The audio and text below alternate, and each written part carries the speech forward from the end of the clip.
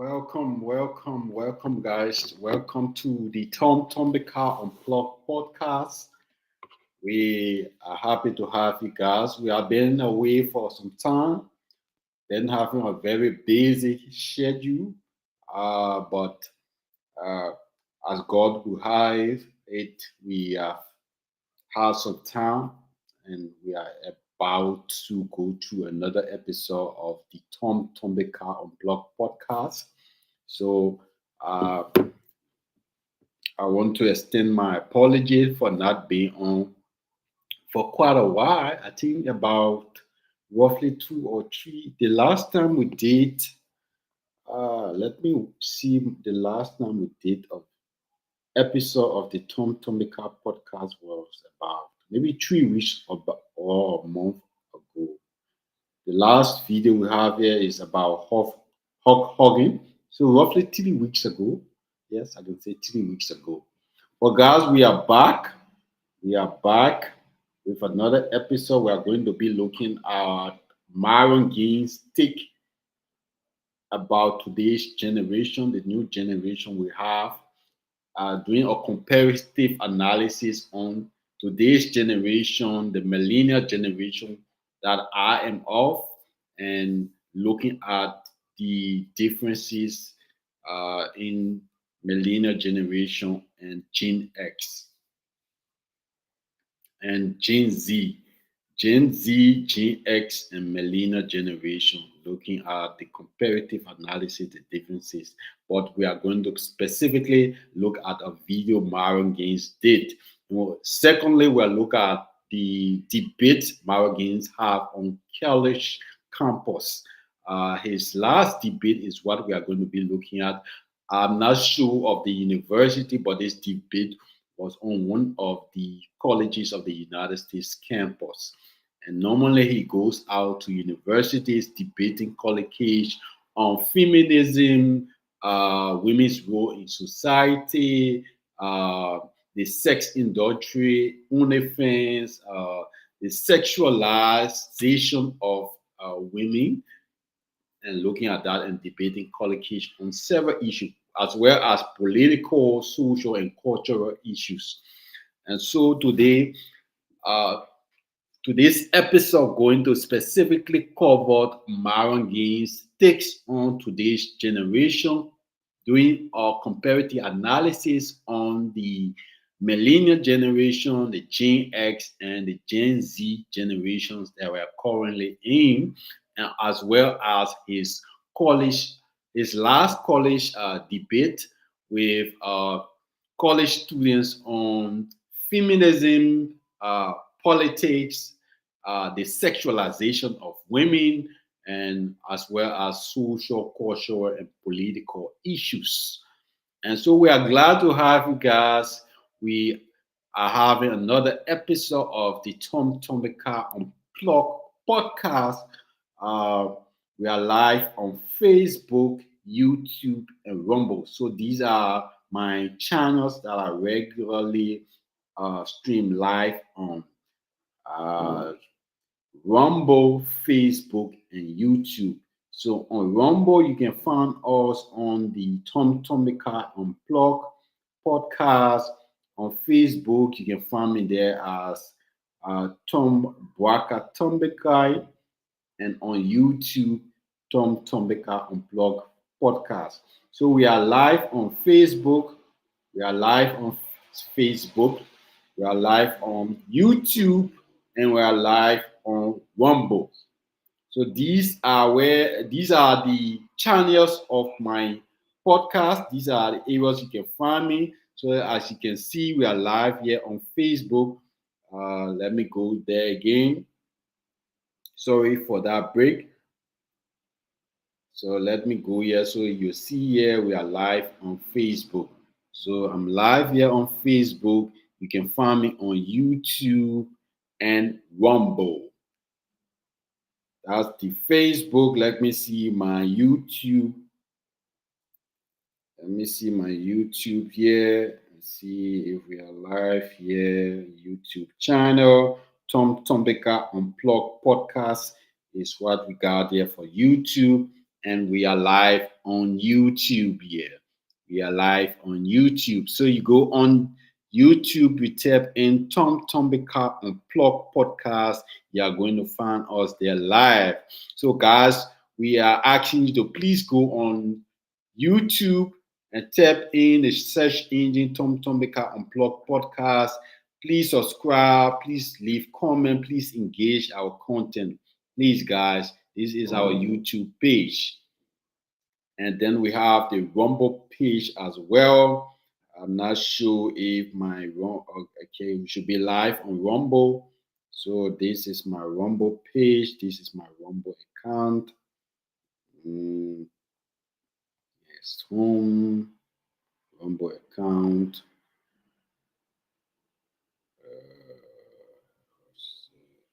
Videos.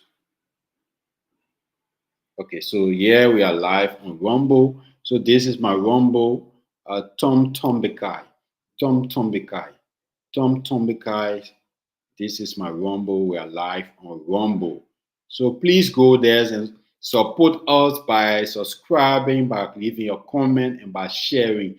So these are the channels we are on for now with our Restreams, our Restream app. These are the channels we are able to live stream from.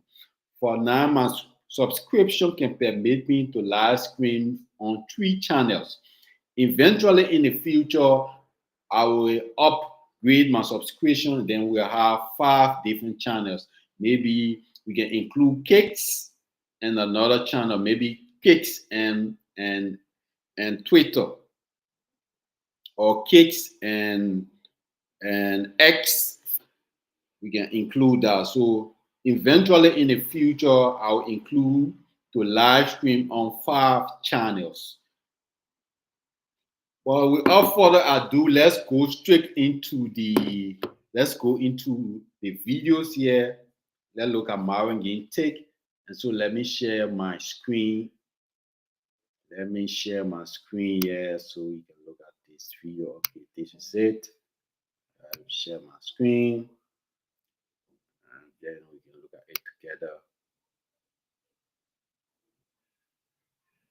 Geld und Co. Präsentiert von der Basler Kantonalbank.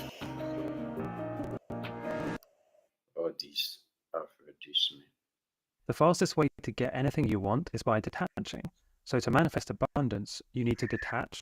When I meet a lot of these young boy streamers, when I meet these niggas, I don't see that killer instinct. I don't see that I'm gonna get it by any means necessary. The young boys today don't have this fucking resolve, bro. Niggas are soft. How dare you get on a fucking camera and talk shit when your face is a fucking circle? How dare you get on a fucking camera and talk shit telling about, oh, pull up, nigga, when you can't even do 1 pull up? Some of you niggas haven't been in the gym in a month. Some of you niggas are like Los Pollos, TV, aka the enchilada entrepreneur, fat ass nigga, chin hanging like this, talking about you're divisive. How about this? How about I divide your fat ass from the food? I made fun of dumbass Los Pollos. Some of you guys were dying. I was making fun of him. But he deserved that shit. This guy came in trying to talk shit about Sneeko like, oh, yo, this Sneeko's so divisive. Shut the fuck up, man. Bro, it's one thing to be a hater, but for you to be a fat hater, bro, now I really gotta fry you. I don't think fat people should have a voice in anything. Bro, you can't even control what goes in your mouth. Why the fuck should I give a fuck about what comes out of it? Real talk. I'm gonna say that again for you niggas, bro. You can't even control what goes in your fucking mouth. Why should I give a fuck what comes out of it? Honestly, real talk, man. You fat niggas are second-class citizens. Bro, every single one of my haters got a fucking tummy, bro. Yo, I'm shredded year-round. Veins always popping. You niggas can't even do a sit-up. But you want to sit down and talk shit about me? Get the fuck out of here, you peasant. Your body fat percentage is over 25. Get the fuck out of here, bro. Like, damn, you don't even got the discipline to work out. You want to come over here and give your opinion? Let me give you my take. How about this? Take your fat ass to the gym and earn your goddamn opinion. How about that one? Yo, I'm about to bring body shaming back, bro, because this shit's starting to get out of hand, bro. I'm tired of these fat niggas giving their opinions. Real talk, man. I come from an era where if you're fat, No one gives a fuck what you gotta say. I'll tell you guys a funny story. Many of you guys might be familiar with a football star. His name is Jordan Reed. I don't know if I've talked about this here. I haven't talked about it much. But me and Jordan Reed were childhood friends. Good childhood friends. I actually had the pleasure of seeing him a few years ago. Jordan Reed had a brother. His name was David Reed. Or Brandon Reed. We call him Dave. And when I lived in New Britain, Connecticut, David and his friends, who were about 3 to 4 years older than us, would bully the fuck out of me and Jordan every day. I used to hang out with Jordan every day. He was at my house or I was at his house every fucking day. We're playing basketball. We're fucking trading Yu-Gi-Oh cards. We're playing fucking football, right? And when we played basketball, we would play basketball against David and his friends who are older, stronger, bigger than us, right? We're in middle school. They're like in high school. They're fucking us up, bro. Right? They're fucking us up. And I remember vividly, Jordan was a little chubby. So David, like, you fat bitch ass nigga, bong! Punch him in the fucking face, bro. It was vicious. It was vicious. Me, I was skinny. Oh, you bitch ass nigga. Boxing me out, right? When we're playing basketball, whatever. Shoving me on the floor. Hard fouls. We'll call a foul. They'll be like, nah, we're not honoring that. You're a bitch. That's how it was. That's how it was. I got punched in the face plenty of times. Fucked up by these older niggas. And the thing I remember with Jordan the most was David always used to tell him he was fat, bro. You fat ass nigga. You bitch ass nigga, you're so fucking soft. They used to bully the fuck out of us. And I think I've done this once on air, but I'm going to do it again. I want to give a fucking thank you to Brandon Reed. I want to give him a thank you. And all of his mean ass friends. Because them bullying us forced us to adapt. It forced us to go to the basketball fucking court at 6 o'clock in the morning. It forced us to get in better shape so that we can run better full court presses and shit. It forced us to do shit outside of the basketball court to improve. It forced Jordan to lose weight. So when he went to New London and he played under Coach Cochran, he became the #1 quarterback in the fucking state. And then he eventually ended up going to a D1 school, and then he became an NFL fucking star.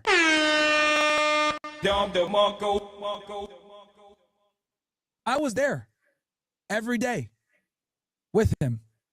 And he'll tell you. Jordan Reed will fucking tell you himself. His real name is Brandon Reed. And that toughness, that character building, the ability to build that resolve in the face of adversity, it was something I took with me for the rest of my fucking life. Whether it was the grind and understanding that, yo, I'm a Division I athlete now when I get to college and I was rowing, or being sent to the southwest border and fucking really kicking doors down, knowing there could be someone on the other side with a fucking AK-47 because his house has 50 kilos of fucking coke in it. That foundation was built when I was a kid. And it was built through fucking bullying. It was built by being called a bitch ass nigga. It was built by getting punched in the face. It was built by losing. That tenacity, that mindset, it's gone. I don't see that killer instinct in young boys no more. When I meet a lot of these fucking young boy streamers, right? A lot of these streamers that are famous as fuck. When I meet these niggas, I don't see that killer instinct. I don't see that I'm going to get it by any means necessary. I just don't see it. Niggas are in the gym. They do one set. Oh, it hurts. It hurts. Yo, we used to work out with Jordan and his brother. If anybody ever bitched about like, oh man, it hurts or whatever, bro, you were getting punched. You were getting punched, bro. You were getting fucked up. You were getting bullied. You were getting ridiculed. David used to tell Jordan he was fat every fucking day. You fat ass, bitch ass nigga, stop crying. Bong! Punch him in the face. I was there. Shut the fuck up. Bong again. I'm like, yo, David, stop. What the fuck's wrong with you? I push him. Bong in my face. Back then I cried. I was like, fuck, this sucks. But now 20 years fucking later, with my fucking gray hairs, I could look at the camera and say, thank you, Brandon. And I'm sure Jordan would agree with me. The young boys today don't have this fucking resolve, bro. Niggas are soft. How dare you get on a fucking camera and talk shit when your face is a fucking circle? How dare you get on a fucking camera and talk shit telling about, oh, pull up, nigga, when you can't even do one pull up. It used to be you only got respect if you respected yourself. AK, you're in good shape. You got your shit together. You know how to speak properly. Your vocabulary isn't limited. You speak in the active voice versus the passive voice. These are all traits that are fucking cooked in today's society. Some of you motherfuckers need to listen to this message. Some of you guys right now are listening to me eating some fucking nacho chips. Eating some fucking gummy bears. You bitch ass niggas are softer than the gummy bears you're eating right now. I'm gonna be all the way honest with you guys. Some of you niggas haven't been in the gym in a month. Some of you niggas are like Los Pollos TV, aka the enchilada entrepreneur, fat ass nigga, chin hanging like this, talking about you're divisive. How about this? How about I divide your fat ass from the food? Then when you lose some weight, you can come back and talk to me. I don't even respect these bitch ass niggas. A lot of them never had real jobs, never did nothing, never put a gun in somebody's face, never had guns pointed at them, never been in a fist fight, never did nothing. But they got the nerve to walk shit. And this isn't just me roasting Los Pollos. I'll go fuck you, fat ass. Who cares? We don't give a shit about enchilada entrepreneurs over here. I'm talking about in general. People are fucking soft. Young men nowadays are fucking soft. I remember vividly losing basketball games and getting fucking pissed off. I remember vividly talking shit to Dave or his friends and getting punched right in the fucking face. Instant consequences for bad decisions. Instant. Welcome, punch! Look, somebody probably need to hear that pep talk right now. Because the reality is, the reason why we got a masculinity crisis, the reason why a lot of you guys aren't getting no bitches, or a lot of you guys aren't happy where you're at, why you're not making money, or why you have failed friendships or whatever, it starts with you. You're a fucking loser. And why are you a fucking loser? I'll tell you why. Because you watch other fucking losers that got lucky. You over here watching Los Pollos TV or AMP or these other fucking retards, talentless idiots. Let's keep it 1,000. Niggas got IQs of 67. They found a way to make some money with a camera on them, and you think, I can do that too. When in reality, them niggas got lucky. You're just fucking not. Well, let me just go ahead and do an IRL stream and make a bunch of money with no fucking experience or talent or skill set. The reality is most of y'all gonna fail, bro. The reality is most of y'all gonna have to get a job. The reality is most of you gonna have to contribute to society. You're watching a bunch of niggas that got lucky, hoping you're gonna be next. Sorry. Or the other option, you could be like me, build yourself up, decide to segue into this podcasting shit, and blow everybody out the water in 5 years. Because your life experience, the shit you've done, overrides everything else. Why do you guys think Andrew Tate was the most influential dude a couple years ago? He's a professional fighter, got punched in the face for a living. Every time he went into the cage, he didn't know if he was going to walk out that night. He didn't become famous until like his fucking 30s. So he had 3 decades of experience grinding, suffering, and he retells these stories, and people get inspired because there's something genuine about the hero's journey. If you guys watch movies from the 80s, I want you guys to go ahead and take a look at movies from the 80s. Rocky, Rambo, Terminator, whatever. All the characters look like fucking real heroes. They're in good shape. They're decisive. They're badass, etc. Now I want you to fast forward and look at the bitch-ass heroes of today. Skinny, not as muscular, effeminate. We don't know what gender he is, multicultural. Bunch of bullshit, if I'm going to be honest. And that should tell you guys something. As we've progressed, the heroes that were masculine have now been feminized. And this isn't a Hollywood problem. This is a U.S. problem. The reason why they do that dumb shit is because culture's changed. We not only allow mediocrity, we fucking embrace it. How do we embrace it? Because you got retards that got no skills, low IQ, doing dumbass IRL streams to a bunch of dumbass niggas watching them, and then they wonder why they're stuck where they're at. Well, the reason why you're stuck where you're at and you're a loser is because you're watching another loser who got lucky. Look, man, this isn't me hating on a lot of these young streamers or whatever. It is what it is. Make their money, do their IRLs. But you're fucking stupid. Absolutely fucking stupid if you think you're going to go ahead and emulate that model and become successful with no real skill set. That's the thing that I think is the most pernicious side effect of this streamer world that we currently live in. We got young people And I talked about this with Anton yesterday. It used to be you went to school and you said, I want to be a doctor. I want to be a lawyer. I want to be a fucking astronaut. I want to invent something. Now it's, I want to be a streamer. I want to be an influencer. And the problem with that is that you're 19 years old, you want to be a fucking streamer, you haven't built up the requisite experience for people to give a fuck about what you got to say. So now you got to be a dancing monkey to get some views because your brain can't command any type of respect or attention from people. You have no ability to motivate or to captivate or to inspire because you haven't lived life. So you got to be out here doing some retard nigga shit to get views. Look, you want to be a dancing monkey, that's all good and fun. But you're robbing yourself of the beautiful journey of becoming a man.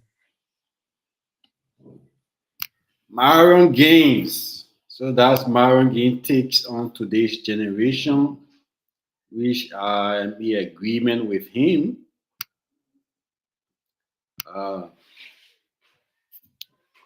So that's Myron Gaines takes on to today's generation. That today's generation, men have been feminized to a certain extent. This is driven by society, by politics, by culture. You know, everybody needs to be inclusive.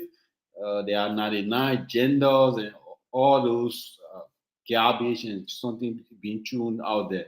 So this is a take. Myron Gaines takes comparing.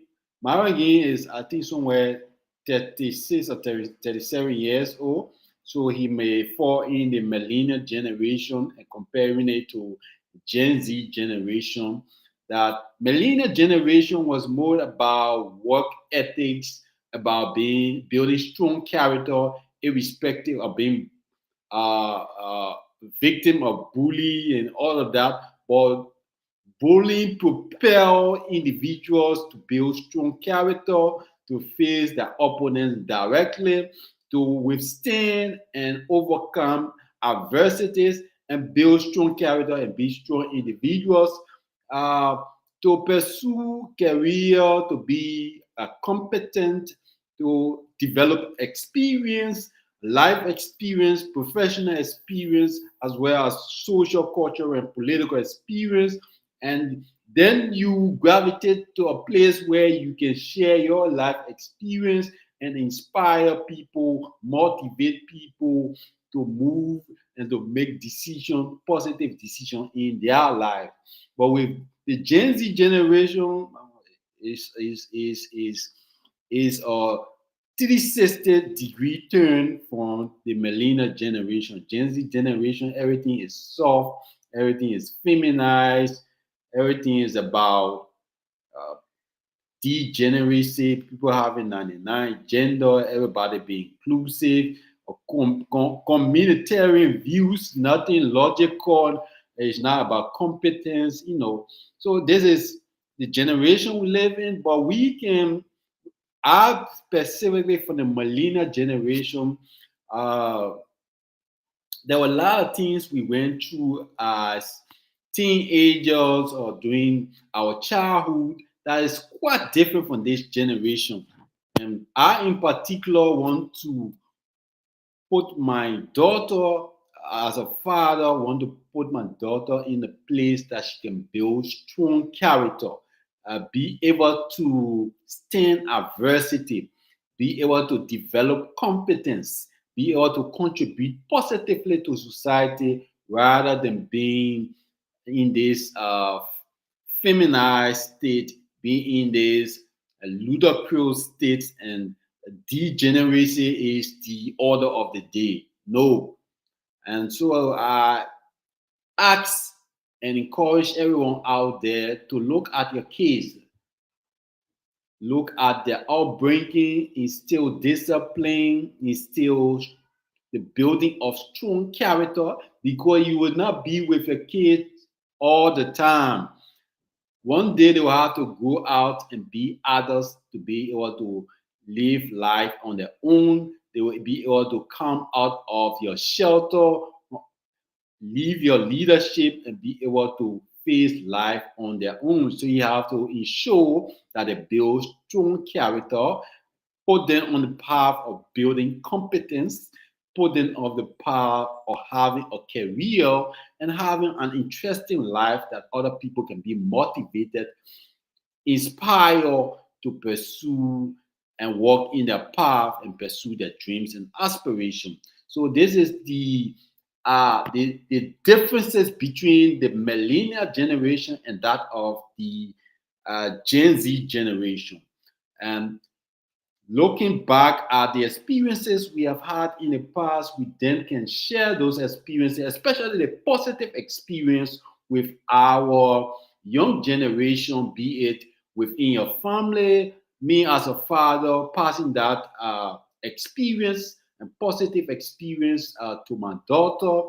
I was able, through my mother, to build a strong character, to face adversities, even the tough and difficult time, the impoverished life, coming up on a single mother, all the difficulties I went through was able to ensure and propel me to the state I am now, building character, building competence, and being a man that I am, being a father that I am. So it's an interesting take to throw light on, and I think Mara Ging did a very brilliant job in distinguishing the characters of millennial generation and today's Gen Z generation. So that was a quite exciting video. But then let's go to the next video with Mara Ging debating colleagues on issue of feminism, women being sexualized on OnlyFans, porn sites, and the feminization of men, as well as political, cultural, and economic issues. Maren Gaines on college campus debating college students. This would be our second video, and then we can call it a day on the Tom Tombekai Unplugged Podcast.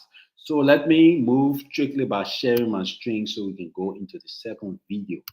And this is it. Okay, let's share here. This is it. This is, let me read here. This is Uncensored America. And so Maren Gaines, Women Deserve Less, Prove Me Wrong, University of South Carolina. So this is the university the debate was held. More or less. Are you a man or a woman? I'm asking you. Do I deserve more or less? Well, probably less. Even now, when my voice is lower than yours? Even less now. Do you know how to make a sandwich? Yeah, I do. Want me to teach you? No, thank you. That's a woman's job. I really think your ideology is interesting. How do I apply it to my lesbian relationships? Oh, man, they're trying to shut us down, man. Shut it down. Not fucking leaving!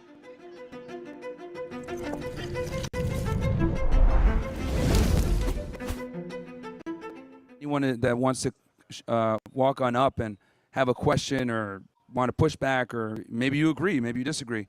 But yeah, I'm here to have some open conversation about feminism or any other topic for that matter that deals with, cultural stuff. Oh, we have a, what's up, man? How are you? I guess I could come into that after. It's my What's work. up, Bro? I've seen some of your podcasts and stuff like that. I haven't watched the full thing, but I really just want to know, why do you think women deserve less? Because it's a controversial, obviously it's going to catch people's attention. Sure. They see it. Sure. When I say women deserve less, it's for a multitude of different reasons, but I'll just focus on, let's say dating for now, right? So guys have this, warped ideology that being a gentleman and being super nice and, being caring makes you more attractive to women. But the reality is, attraction and arousal are two different things. And by being a nice guy, what ends up happening a lot of times is you get stuck in the friend zone.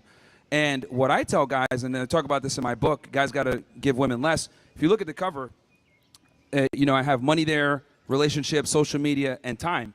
And the reason for that is because we live in a deregulated sexual marketplace. And what that basically means is, assuming two parties are have the age of consent, anyone could hook up. Now, we thought this would be a good idea in the 60s with the explosion of feminism and birth control, etc. But what ended up happening was when you leave women to their own devices, they date the best guys that they can get. And that problem's been exacerbated as they become more educated and made more money. So it's left a lot of normal guys out of the realm. So what I tell guys is you need a woman that's going to reciprocate that attention, because we're in a position now where they have all the leverage, and a lot of guys are over here courting and dealing with women that quite frankly don't deserve it. So when I say women deserve less, there's other aspects too, but that's what I mean, as in like dating. Don't simp on women that already get everything given to them. I hope that answers your question. Yeah, isn't that just like a generalization though? Because I feel like it's case specific with every person. Like when you say that, it's like you matching one archetype of men with another archetype of women, and then you making that the case for everybody. Well, I think the world operates on generalities, right? There's a reason why Braille isn't everywhere, because there's not that many blind people, right? So, in general, being a nice guy is going to set you back. Now, are there some girls out there that are, will reward you and give you sex and a blowjob for being a nice guy? Sure. But the reality is being a nice guy typically always puts you on your back foot. And I think in today's day and age where women have an enormous amount of leverage in the dating marketplace, guys need to kind of go in there with their eyes wide open so they don't put themselves in a bad situation. So generalizations are typically how the world works. Of course, there's always going to be anomalies. There's always going to be exceptions to the rule. But I think in general, men need to operate from a position where they're mitigating risk and not investing too much up front. Because we have way more on the line than women do when we get in relationships. So you say like sex, do you think that's the end goal of a relationship? Like, where do you view that? Well, it's the main agency that women have. What if you don't give them that agency though? If you have like different priorities generally, like the man or the woman? The man. Okay, what do you mean by that? If you can kind of... Like, if you don't go into a relationship just expecting to get that out of it, then there's really no leverage there if that's not something you really want out of that person. Well, a lot of the time that's cope, right? So, like, guys will sit there and they'll be taking a girl on her seventh date. They've been talking for like 3, 4, 5 months, 6 months, and they'll sit there and cope, be like, oh, no, like, I'm just building something up. Mm. But the reality is she's fucking some other guy, right? And the reality is that men need to understand that women, right, they sell purity, they sell sugar and spice and everything nice, but what will happen is they'll open themselves up sexually to the men that they respect and are aroused by, and then make the nice guy wait, right? And they're able to kind of double dip doing that. So I think with guys, they got to basically push for sex fairly quickly in a relationship to ensure that they're not getting used. Yeah. I think because that is their main. I mean, just let's be honest here. Like that is their main commodity, their main agency. Like, if women didn't have vaginas, we wouldn't care. No one would talk to them. I wouldn't say that, because that's like half the population. You just like dehumanizing half the population with that statement. I mean, well, it's the reality. We're put on Earth to procreate, correct? So men, our job is to provide resources. Their job is to extract resources, and it's been this way since the beginning of time. The only reason we're able to have this whole, moral situation is because of modernity and the access to technology and how we progressed. But the reality is, in times of when times are not peaceful, we get closer and closer to our traditional gender roles, right? There is no feminism when the lights are off. There is no feminism with war. There is no feminism when it comes to preserving society and moving on forward. So, the reality is that that's why the genders deal with each other. Men provide resources, women provide access to sex.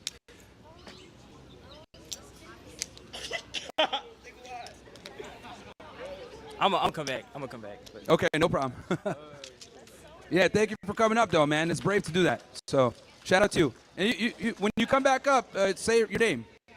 Hi. Hey, so I really think your ideology is interesting. How do I apply it to my lesbian relationships? Okay. What is the goal? Is the goal to get married? Is the goal to have a serious long-term boyfriend that will, what's the goal? It's to have a lesbian relationship. Oh, well, you guys are useless to society, so.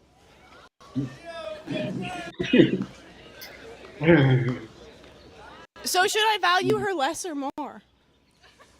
Well, I mean, you guys can scissor and talk and have a good time, but you guys don't really provide for society. Okay, so thank you. No problem.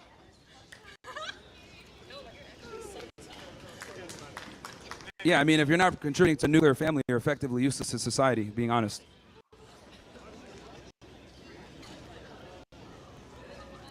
Also, I don't think lesbianism is real. I think it's just confusion a lot of the times. Because the reality is, like, see, because I've interviewed maybe almost 4,000 girls on my show, and girls that say that they're lesbian or bisexual, I always like to ask them, well, if you had to pick one gender for the rest of your life, who are you going to pick? And 9 out of 10 times it's the men, and the reason why is because men have to provide value in a relationship. Women don't, a lot of the times. Like with us, we have a multifaceted list of things that we have to bring to the table, whether it's being tall, strong, competent, financial resources. Men have to rise to the occasion to be able to get attention from the opposite gender. Women don't. So what ends up happening a lot of the times when there's lesbian or bisexual couples and are dating with women, the bar is low, and they don't really provide value to each other. And then when the check comes, they're both looking at each other confused. So, there's a reason why lesbians have some of the highest rates of domestic violence. It just doesn't work.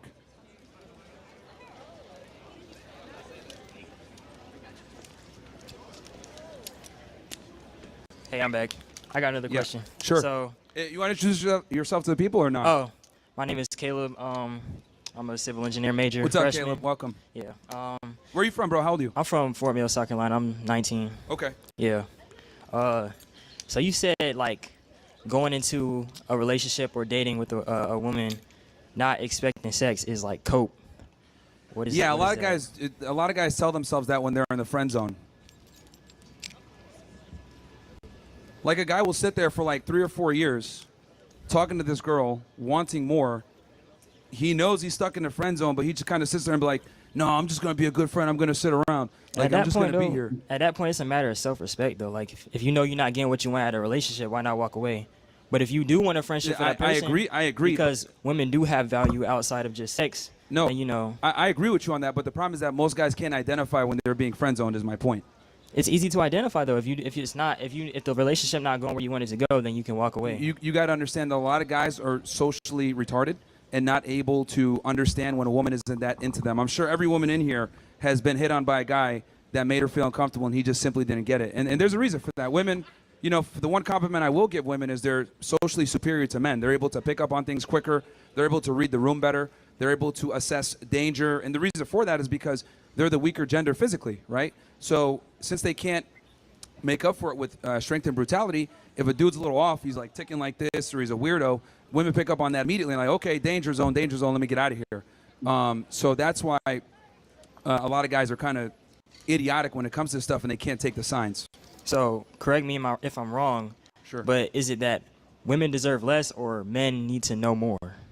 Combination of the two. Men need to understand their value because that's the biggest weapon when it comes to dating and intersexual dynamics. Is a lot of guys don't understand how much value they're bringing to the table versus the woman. A lot of the times, men chronically undervalue themselves while women simultaneously overvalue themselves. If you ask an average girl, hey, what kind of guy do you want? They're going to tell you 6 figures, 6 feet, 6-pack, good looking, good with dogs, asshole that could put me in my place, but at the same time is a nice guy. Like, they're looking for the top 1% guy, but the reality is they're very average. So I think men need to understand that not only do you have to, the burden of performance is on you and you have to be attractive, but you also need to understand that you need to be superior to your girl in every way. Because women don't look for equals despite the fact that they say they do. That's a lie. You got anything to say? They look for a superior. They don't look for an equal, ever. So by me giving her less, I'm actually giving her what she wants. Surprisingly. I wouldn't say that's like giving less though. When you say women deserve less, it's like, I don't know. Yeah, they do. And the thing is that you have to make them earn everything. Because when guys come in, they start simping immediately. They start giving her money, time, attention, all this stuff. She takes that for granted. She doesn't respect it. And if she doesn't respect it, she's not going to respect you. Okay, let's and here's the other thing, too. Since women have so many options, and this has been exacerbated by social media, by the way. Like, this has always been a problem, but in 2025, with the explosion of social media, it's gotten even worse. I think social media just made it more toxic, but I'll put that off to the side for a second. Sure. Let's do a hypothetical. So let's say a guy, he goes into a date, he already knows what he wants, and so in the scenario that you create, this guy he courts her or whatever, they're dating, he's giving her everything that she wants, and she's giving it up to some other guy on the side or whatever. Yep. And so Happens all the time. The problem is that she values herself more than this guy. Well, I mean, not really. She's basically using him, right? So another dark secret when it comes to modern dating and women in general, how modern women date, is what they'll do is they'll have men in certain categories. They'll compartmentalize men. So one guy will be saved on her phone as Uber, another guy will be saved as pizza, another guy will be saved as sex, another guy will be saved as simp, another guy will be saved as sugar daddy. And, this is a very dark reality that a lot of guys don't understand. But we've gotten to a point now, thanks to social media and dating apps, etc., where women are able to basically have men in these certain roles where they can benefit them. And what I'm saying is, I don't want you being saved as Uber. That's my thing when I talk to guys. And so, at that point, why is the lesson not how to have self-respect as a man instead of like attacking women? Well, here's the thing. In order for you to have self-respect, you must give them less. That's not how self-respect works, though. No. You can value yourself, but without tearing someone else down. Well, you're not tearing her down. You're just mitigating risk and not giving her everything up front. You're making her earn it. I find it interesting that women will sit there and have these super high standards, right? And when you make them work for your validation and your attention, that's looked at as misogynistic. But when women do it, it's looked at having high standards. Do you notice that? Double standard? So in other words... I've never experienced that personally. Well, that's you, man. I mean, you might be better with the girls than other guys, but most men struggle in this situation. Yeah. See? Yeah, you got to remember, man, the average guy is struggling. Like, you might be a smooth talker or whatever. I can see that you're an eloquent young man. Thank you. But a lot of guys don't have that skill set, So. Well, I mean, I think a lot of this, like, the dating philosophy in this time is really like spitting game, and it's really technical, but I think a lot of it is just connection. So when you actually look for that in somebody, then you can get rid of everything else. Yeah, like, it doesn't become a competition thing, or a thing of leverage or anything. Here's the thing you got to remember. Like, when it comes to, like, connection, remember that, like, 90% of guys can't even get the connection in the first place. It's just a conversation, though.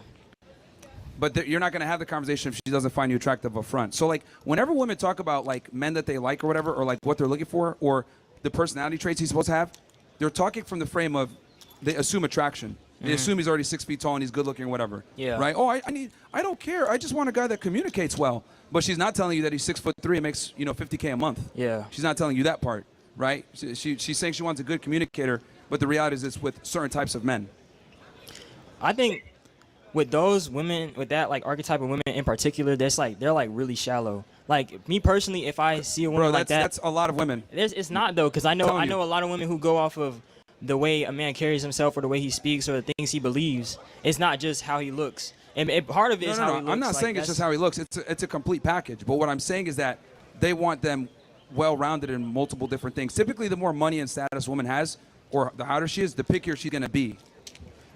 And this is even for average women. Average women are looking for an above-average guy 9 out of 10 times. We got 5s looking for 9s. But then if you ask her, what do you rate yourself 1 to 10, she'll say an 11. 11? So that's the problem. So have you like met real life examples of these guys who are trying to talk to women and they're not having any success? A lot. Coached a lot. Literally thousands of them. So, and what are they doing wrong? Well, there's a multitude of reasons, right? It could be that they're socially awkward, they don't have their money on point, they're fat, they don't speak well, they stink. Like, there's many failure points for men to take an L with women. And the thing also that I think that's important is women are pickier now than ever before. So, like, you might have everything in place, but she won't like the color of your socks. Oh, I'm good, So girls get turned off very easily now because they have the paradox of choice. Dang. See, I personally can't speak from these generalizations because I'm speaking from my personal experience. Of course. And it's anecdotal, so you're going to be limited in what you can, understand or know because you're only 19 years old. And trust me, I had that same mindset when I was 19 too. I had this whole, idealism and women are equal to us and everything else like that. But the reality is they're not. If I'm going to be honest, they suck at most things. Men are better than women in almost every regard. Crazy. I've heard you say that before. Yeah. But I don't really think that's true. And personally, I don't think my viewpoint is idealistic. We're literally better than them in everything where we compete. That's why they have to have their own separate leagues. I think running hurts. Tai Chi heals, especially after 50. 3 reasons to start Tai Chi workout this summer. In 1 week, you'll see your energy. In 2 weeks, you'll feel your breath. In 3 weeks,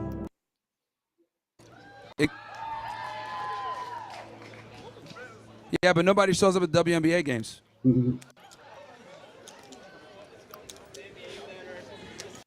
The WNBA is literally subsidized by the NBA, right? It's like we like champion mediocrity from females just because we want to be equal, right? I think we got double standards in gender roles because men and women are good at different things. Not that men are better than this or women suck at this. Like we have different things that we're inclined to. I mean,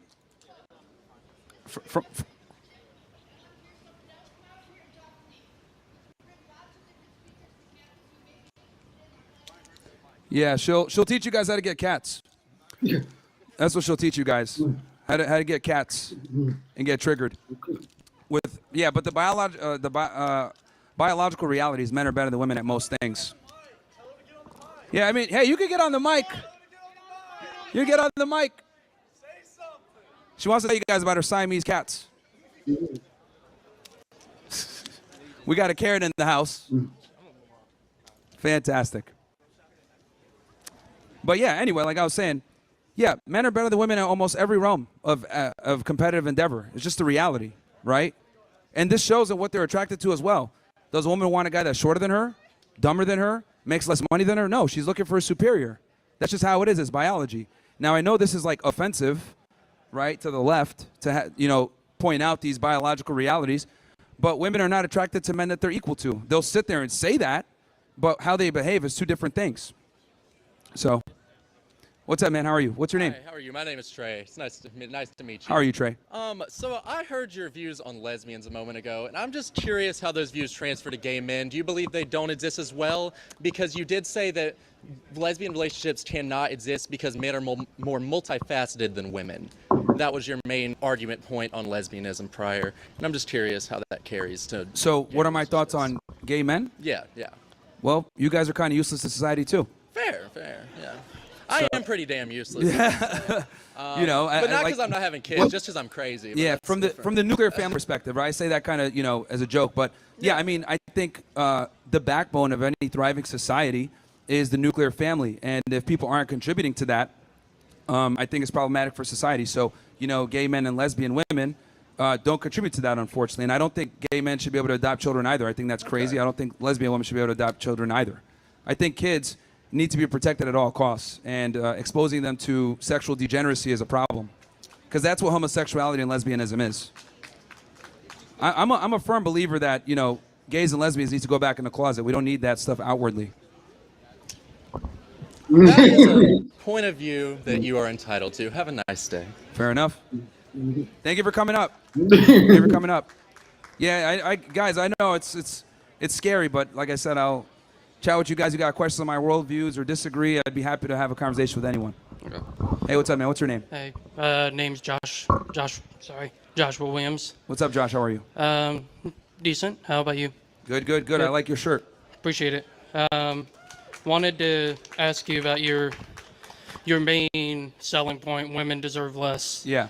I'm going to hit on the first couple chapters of the Bible, Genesis 1 through 5. Yeah, if you could go through it quick, though, because we don't want to do a Bible study here, man. We got to keep it. Yeah, go ahead.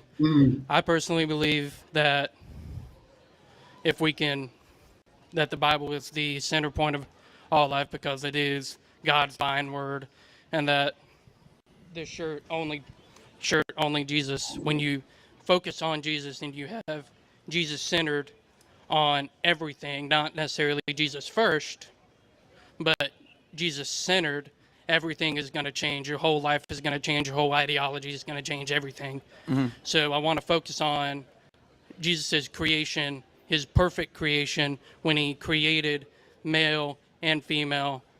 When you see all of his other creation, he says that he saw that the day and night he saw good. He saw it well.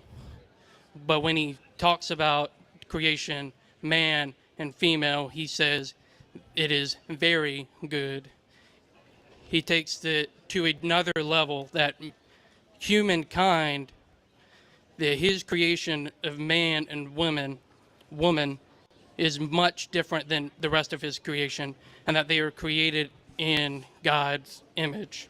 So, being that they're both created in God's image, both man and female, how do you say that women deserve less when they're both created in God's image?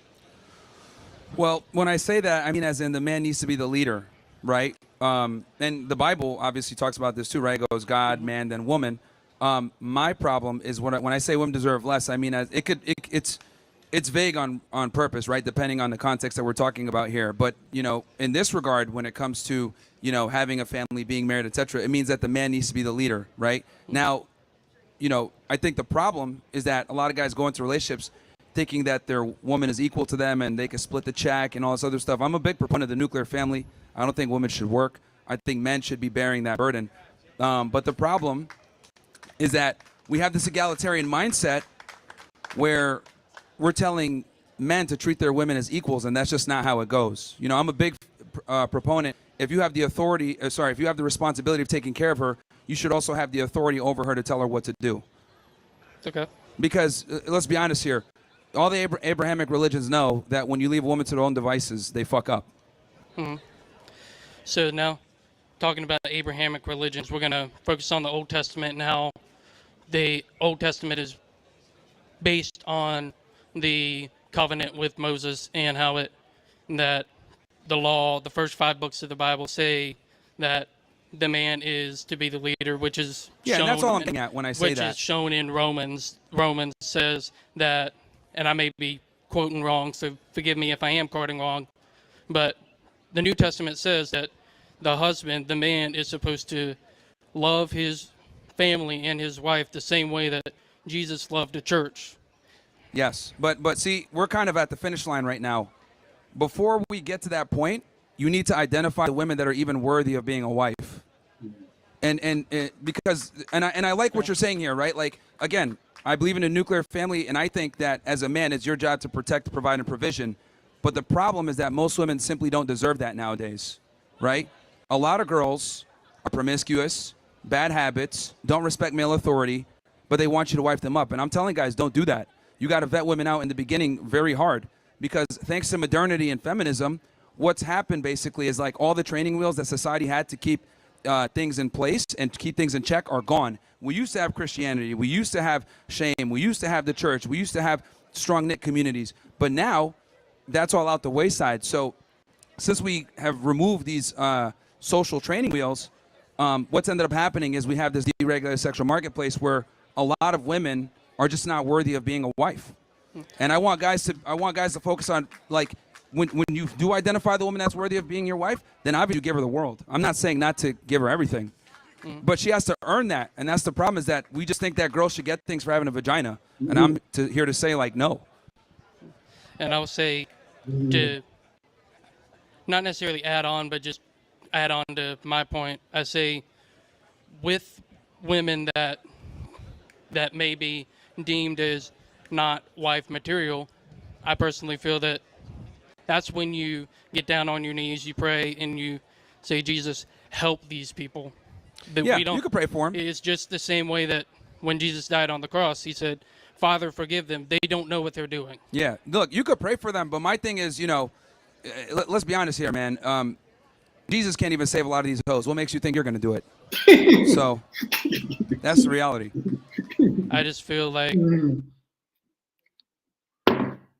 I never want to lose hope on humanity, because once you lose hope in humanity, that's when things start going. Pray for them, but what I'm saying is you don't have to invite that to your house to destroy your household.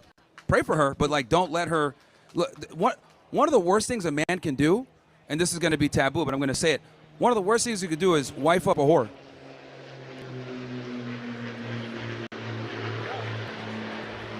So, because wifing up promiscuous women will absolutely destroy your life as a man. So my thing is, you could pray for them. Obviously, you wish well upon them, but that doesn't mean you need to invite her into your life where she's in a position where she could utterly destroy you. Okay. Especially with the way the family courts are run and the way that child custody works and alimony and everything else like that. Like, guys have to be very cautious and careful with who they marry. And they need to reserve it for the women that are worthy. Because, unfortunately, you know, it's not 1955, it's 2025, and women have changed a lot. Oh, yeah. A lot. Hmm. For the worse. Yeah. I think that just comes back to once you have your family, once you have the wife that that God has set aside for you, that's when you lay down the law and you say, as for me and my house, we will serve the Lord. I agree. I agree. But you got to find the woman that's even worthy of taking that journey with. And what I'm saying is most don't qualify. Hmm. And then that's when I feel like you fall into that cycle that you pray. Like, yeah. You don't necessarily agree with what they're doing. You may not. Your soul, your flesh, you might not. You might not feel like you really that they deserve prayer.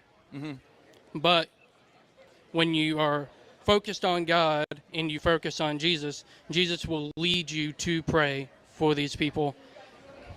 And okay.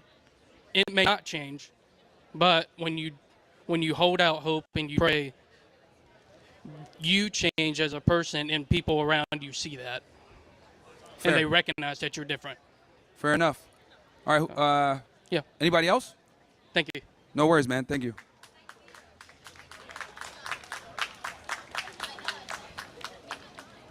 Any other takers on why women deserve less? Oh, man, here we go. Okay. Hello. Do I deserve more or less? Are you a man or a woman? I'm asking you. Do I deserve more or less? Well, probably less. Even now, when my voice is lower than yours. Even less now.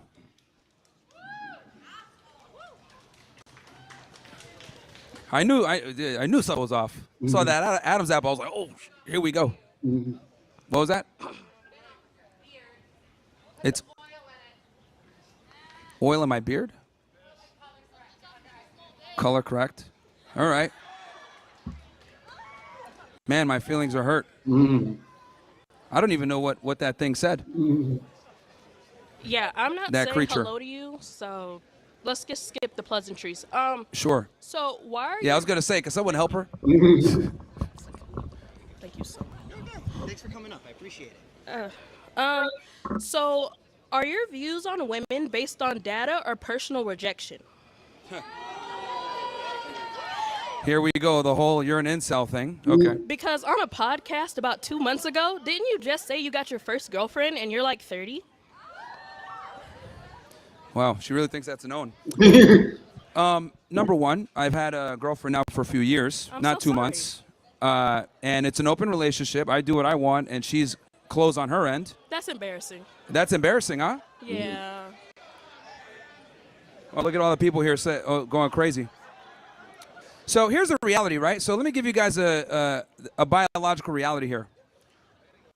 What does this have to do with my question? Women, I'm asking if your views come from data or rejection, because someone had to hurt you for the way you feel about women. Oh, so I have to be hurt to be able to establish and tell the truth. Well, yes. That's interesting. Sort of, kinda. Was it your mom? No, actually, you know what's funny? It was my mom that warned me about these hoes. Yeah. It was actually my mom. So you and your mom are birds? Me and my mom are birds? Yeah. Bird brains. All right, interesting. Do you actually have an argument, or do you just want to make ad hominems? No, I'm just asking questions. You have yet to answer my question. Well, it sounded more like a statement since we're both birds, right? Well, are your views based on data or personal rejection? Yeah, they're based on data, obviously experience, anecdotal, talking with almost 4,000 women now at this point. So, you know, and I think every guy here, right, though they might not admit it, would love to have a setup where they have a girlfriend that loves and admires them and respects them, obeys them, and he could go ahead and get other women and she's closed on her end. And this is what I was trying to say. Once you reach a certain level of status and you have your stuff together, you'd be amazed at what women will tolerate when you're that guy. So I want every guy to be at a point where if you want to be monogamous to your woman, you can, but if you also want to have other women, you can. And that's what I think keeps you attractive, because women only get in line when you have other women in line. Now, I know that... What was that? He said you're not welcome on campus, prick. Oh, look at this guy. Nice jorts. Nice jorts. Hey, I have another question. Do you know who invented Wi-Fi? Like the technology for Wi-Fi? Let me guess. A woman? Well, yeah. So if it wasn't for a woman, your podcast, you wouldn't have one, and it wouldn't have gotten demonetized. Oh, good one. Yeah, so here's the thing. We do direct connect on our pod, so I don't care. Wi-Fi is... Oh, now it's I don't care. Okay, great. Hello, sir. Make sure to hit the gym as well. Sir. Hey, Hey, just being honest, man. sir. Yeah, look at this guy. Look at this guy. Sir, Hey, you're here to the have girls a aren't gonna fuck you, man. I'm trying to have one with you. Like the girls aren't gonna fuck you, bro. White knighting is not gonna do it. Okay, hi. Would you like to have an actual conversation? This is fucking awesome. All right, what were you gonna say? Go ahead. All right, here. I'm here to have an actual like debate with you, okay? I'm not Sure. here. I'm not here to antagonize you or villainize you. I want to understand you, and I hope maybe you'd want to understand me. Is that okay? Mm-hmm. Okay. So what I want to understand is your viewpoint that women deserve less, or that you think men deserve more? Well, two things can be true, right? Okay. So I think guys need to be in a position where they are the dominant and the leader in the relationship. So I would like to understand why exactly do you think that? Is it what is causing this? Is it like an instinctual thing? Do you think it's based off biology, psychology? What in religion, particular? belief? Like the idea that the man should be dominant. What is the backing thought process for this? Well, it's how society has thrived for centuries. You know, the man is the head of the household. He's the leader. He protects and provisions. And this is how we've been able to build up the society we enjoy now. And it's only with modernity and feminism that women have been able to kind of do the things that they do. But at the end of the day, I would argue most women want a traditional man who's going to be a provider, going to be a protector, and adhere to these traditional masculine traits. Okay, so let me ask you a question about this, sir, if you don't mind. So, Sure. Would you say that over time, generally speaking, with how society has come, how culture has come, to where we are at this current point, are you content with how the world is today? With society, are you happy with how society has turned out? What exactly, do you have any issues with modern society? Well, I mean, look, obviously there's pluses and negatives, but I do think that modernity has led to the overall degradation of society. It's because we don't prioritize the family anymore. So is the issue less that women deserve less, or that we should put more of a focus on traditionalism within the family? Well, that's kind of the same thing from before. Again, men need to be in a different position now where they need to be able to vet out women properly for them to be their wives. Because the thing that sucks for guys now is that most women want to be married, but they're not necessarily wife material. Everyone wants to get married, but no one wants to be a wife is basically what I mean. So I think, well, you're a lesbian. I don't know what you're talking about. But anyway. Anyway, so yeah, that's what I think it is. Guys need to really focus on the family, but before they can even do that, they need to be able to go in with their eyes wide open with how society is and how we're playing the dating game, because we have more to lose. Okay, so I understand where you're coming from. Sure. I think it makes sense that you would like to have, women would be able to be mothers, would ever be able to be wives. If a man is being a provider, clearly you would want something in return, right? I mean, like. Yeah, to obey me. Oh, I don't. If you want people to hear you out, I don't really think obey would be the best word to use. I mean, like, obey kind of implies that there's a lack of free will and thought. Would you think? Interesting. So you say there's a lack of free will there, but is there, I mean, with the term obey, like the connotation that it provides when you say the word obey. Yeah, because here's the thing. I find it interesting that on my end, I'm protecting and providing, and the one thing I ask in return is for her to obey, but that's a problem. See, that's I didn't say it was a because here's the problem. thing. Here, let's be honest here, right? So this is what I mean when I say modern feminism poisons women. Women want a guy who's going to be a protector and a provider and a good man, but if he asks, hey, I need you to obey me in return, she'll say, I don't like that word. Why do I need to obey you? Well, you need to obey me because I'm the one that's responsible for you. So if I'm responsible for you, that means I'm supposed to have authority over you as well. Well, if you would like to have a conversation without putting words in my mouth where I said that I had a problem with the term, like, obeying people, I just said that if you want other people to agree with you, maybe find a different term that would, kind of incline people to agree. Secondly... Well, that's the problem. People are too soft. That's the truth. We need women to obey us. Says the guy who's here complaining about women? No, I said women need to obey men. I'm saying the problem is that we have this society where people just don't want to be honest and say what it is. But I'm being honest and telling you that people don't like the word obey. Okay. Oh, well. Okay. Like, oh, well. you know, People I don't find it like interesting, right? So a lot of people think I just talk smack to women all the time, but I actually talk more smack. Anyone that watches the show, I actually talk more smack to men. I tell them to not be fat, not to be losers, not to be dorks. Like, I bully the guys so that they become better. Men kind of accept it. But when we say we want something in return, women don't want to follow it. So it's like women have one job and they don't even want to do that. Well, have you considered that maybe women don't want your help? Well, here's the thing. I'm here to help the guys out because they're the leaders. So, well, that's fine, but I'm very familiar with the fact that like women, like if they hear a certain word, they get triggered and they can't listen to anything else. But again, that's an inherent flaw in women because they're so emotional. But the reality is, like, as a woman, if you're in a relationship with a guy and he's doing what he's supposed to do, protect and provide for you, you need to obey him. So wait, okay, you have a problem with women being overly emotional, yet you want them to be providers to children. That implies that there needs to be some type of emotional nurture there. So is the problem that women are too emotional, or that they're not emotional enough? No, what I'm talking about is in this context where the term obey immediately triggered you. I'm not triggered. Okay. Do I look angry? No. Well, you didn't like that term. You're like, hey, well, maybe you could use a different word. It's like, no, that's what it is, obey. I didn't say that. I was bothered by the word. I was just trying to give you some advice that maybe other people would be more inclined to listen if you didn't come off so authoritative. Well, I think that's important where we're at a crazy point right now where we just got to start being honest and not tone police and worry about certain phrases triggering people. The truth hurts a lot of the times, but this is what we need to do. We've gone so far left that we're going to need a significant overcorrection. Sometimes that means using words that people might find offensive. Okay. So, all right, I understand what you're saying, that we shouldn't, be so protective, right? Yeah, and the other thing, too, with men, But you want I've to noticed... protect women, so you don't want them to be protective. No, what I'm saying is that with men, right, when I say the term obey, guys just get it. They don't get offended by... this is actually a phenomenon I've noticed only with women. Like, when I tell guys stuff and I speak very direct, they don't care. They just consume the information. Okay, that makes sense. And move on. They're not really too concerned with how it's said or the terms that are used. But with women, a lot of the times, if I don't use certain terms or speak in a certain tone, they get offended and can't take in the information. And I think if women were a bit more receptive to the direct nature of the things I say, they'd be a lot better off because I'm very honest about it. It sounds like men tend to obey you more than women. Well, I mean, if they listen to what I say, they'll probably do pretty well in life, yeah. If you want someone to obey you, why don't you just go with guys? That's a good one. I'm just a genuine question. Why do you care so much about women if, like, the men are listening to you just as is? You're trying to do a thing for the men, right? Do them a favor, help them out. Women aren't asking you for any help.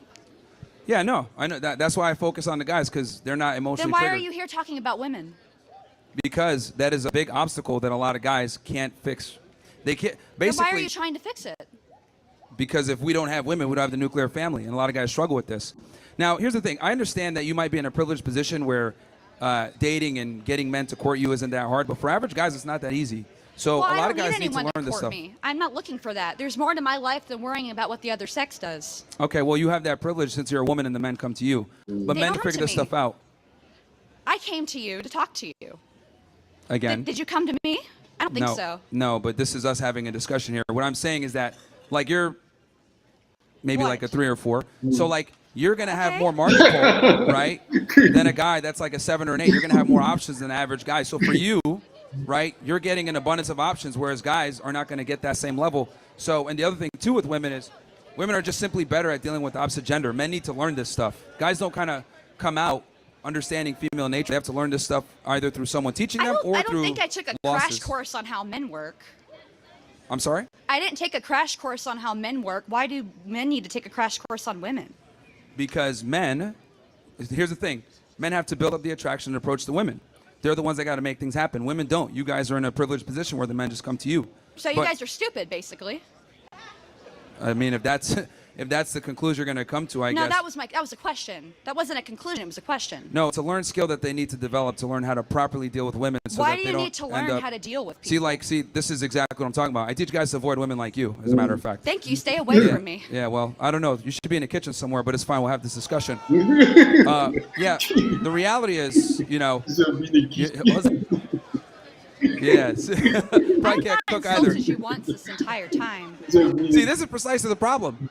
Combative, assertive women that, don't want to necessarily obey or know when to, be quiet when I'm making Who a the point. fuck are you to tell me to obey you? I'm not she's your really pissed. woman. I don't need to obey you.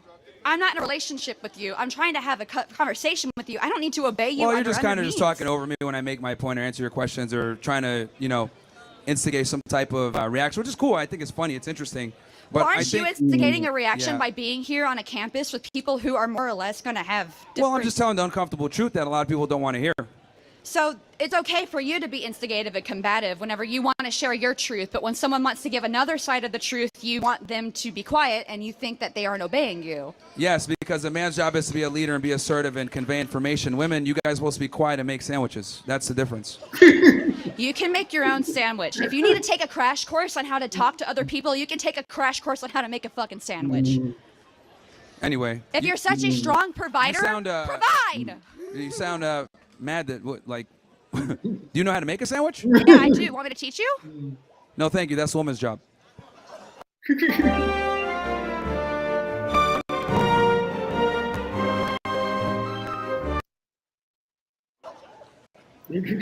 Okay. All right, cool. So what do you do for a living? Genuine question. What's your job? Yeah, we get to the next person. Why can't you answer? Why can't I you think answer it's what pretty your job obvious is? what I do. I mean, Well, it's not. I'm a stupid woman, so could you explain to me what you do as a living for your job? okay, I'll come back to you, Ovary. Let's go to her.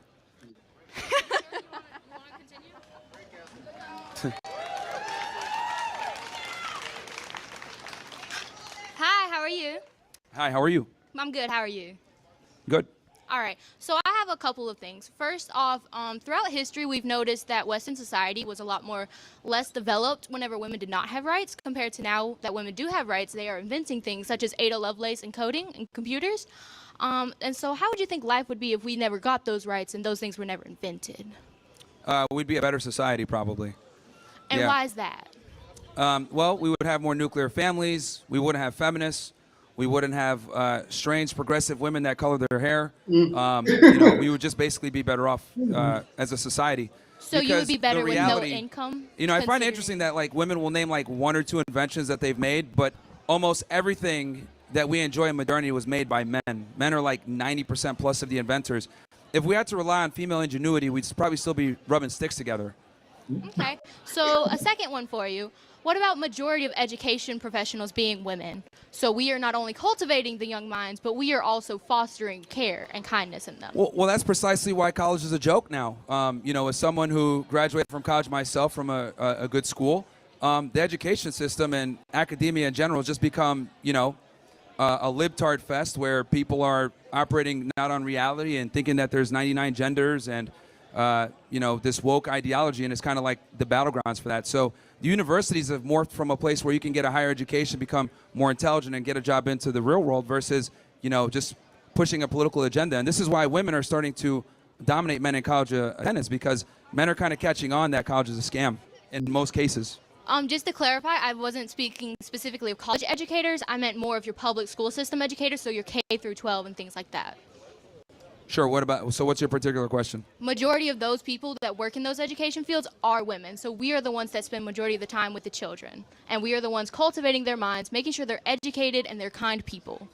So how do you think that would be if we didn't have rights to teach? Well, again, you guys are able to do that because men have stabilized and civilized the world for you to be able to do that. But that's not okay. So if we were to obey a man, then theoretically... Within a relationship. Within a relationship. I'm speaking specifically if you're in a relationship together, it's the woman's job to obey her man. Why? Why not the other way around? Who says what? You? Well, because women can't lead anything. The only thing they can lead is to the end of the relationship. Simply doesn't work when women are in the power position in a relationship because women don't respect weak men that lead them, that are leading. Okay, no, a woman's not going to respect a weak man, but if they're both equals, then there will be mutual respect between both of them. And But that's the is when it problem. should Men and women are thrive. not equal. How? We're the ones that give you life. Why is there no respect for that? Well, actually, technically, we put our semen into you, and that's what creates life, not you guys. You guys just incubate. Actually, semen can be performed and created in a lab, so we don't even need you anymore. Thank you. Fantastic. Fantastic. Look at that. We could be in a lab. Hi. Yes. Can you hear me? A little bit. You might have to move the mic down for her, guys.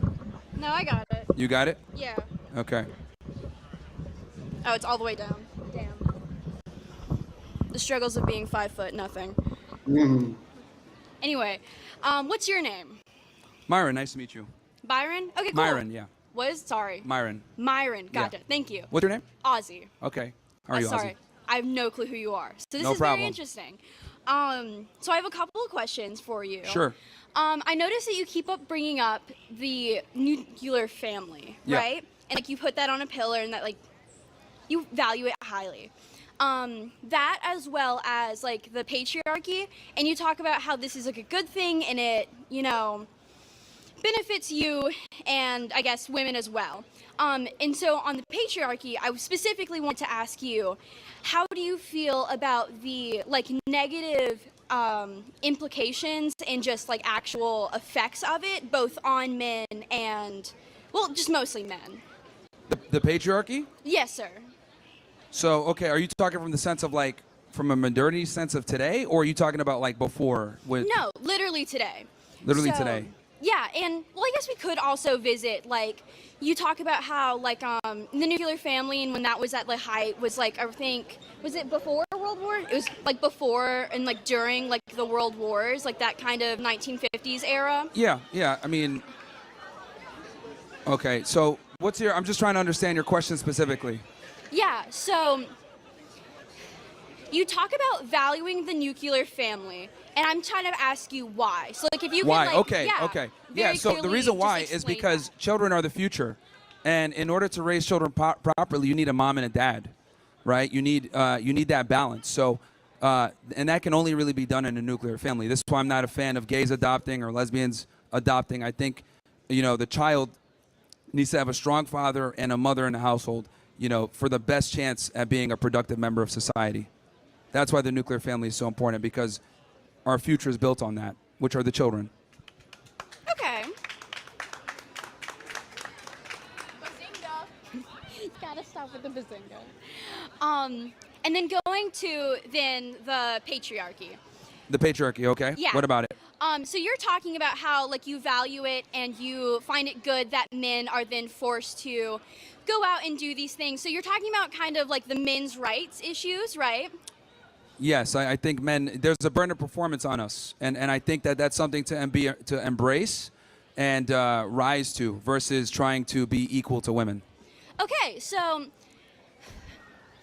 you believe that men should not have a choice. As far as in what regard? Working? Not just working, but just style of life and like, so taking away that choice from men and just generally from people of like their direction in life. I think every guy should be prioritizing, you know, whether they're building themselves up to eventually have a family, right? I understand that, you know, for men, it takes time for us to acquire our value versus women kind of have the value up front. But I do think that every guy should be striving to become successful so that eventually a family will be dependent upon him. Okay. I get where you're coming from. Yeah, I don't think women should be working. I think they should be prioritizing motherhood, not jobs. So then why, so taking our society and the amount of people that it takes to run a fully functioning, well-endowed society, that takes people of all kinds of creed, right? Sure. So when you take away that matter of choice from both men and women and everyone in between, why do you then believe that that will be a better society? Well, the thing is this, right? So you're mentioning this thing about choice, and I think that's an illusion, right? And we need to be honest here when it comes to women pursuing education and a career. What we tell them is, hey, look, go get a job, make money, enter the workforce, and then you can have a family at the end of that. And what ends up happening a lot of times is women follow this route, get an education, get money, get a job, get a good career, and then when they try to find a guy at the end of that, it becomes significantly harder. Because what's ended up happening is the woman has risen up in status, risen up in her income, and her standards are higher, so a lot of guys aren't going to qualify. And I think if we were honest with women and told them, look, if you pursue a career, there's a very good chance that you might not get your first choice. I think that's a good starting point. Obviously, we can't just like say, take all the jobs and that's it, but I think we need to start being more honest with women and letting them understand that you got to pick one. You can't really have it all. And this is something that we've been lying to women about for decades, that they can have it all. And then they end up at 31 years old, unmarried, with kids, wondering why guys don't take them seriously, but it's because they didn't know the truth about this stuff. So then how do you feel about the same thing, but then happening towards men? Like, In what regard? Take you for example. You say that you have, I think you mentioned you have an open relationship, but specifically on your end. Only on my end, yeah. So you take the nuclear family, which is a loyal and faithful husband. Only women could be sluts. We are the slut makers. This girl's over here trying to call me a slut. Hey, we're the slut makers, man. There's no such thing as a man that's a slut. May I continue? Yeah, go ahead. Thank you. So you're talking about how you have an open relationship. So you have the nuclear family. Yep. The stereotypical nuclear family is a loyal working husband who goes to the office or whatever, makes money, comes home to his wife, provides for his wife, takes care of his wife. You value highly the nuclear family, but you yourself are not taking a part of it. Why is that? Well, I have a certain goal that I want to hit financially before I, go ahead and have a family. I have some business aspiration. I want to make sure I get that out of the way so that when it is time to be a father, I can focus 100% on that and not necessarily be as tied up with work. So and that's kind of one of the, the good things about being a man is that though we are not born with value, if we work hard enough, we can create value, and that gives us a bit more time on the time clock. Versus for women, they have a fairly finite amount of time to be able to build a family. So for me, I'm focused on hitting a certain financial goal first so that when I do have my children, money never becomes a problem again. But you talk about how women are born with an inherent value. Yes. I would differ that men are as well. And what you are doing, so the nuclear family, part of men's value comes from being loyal and being hardworking. And I feel like when you miss half of that, like what you're doing, you are then degrading,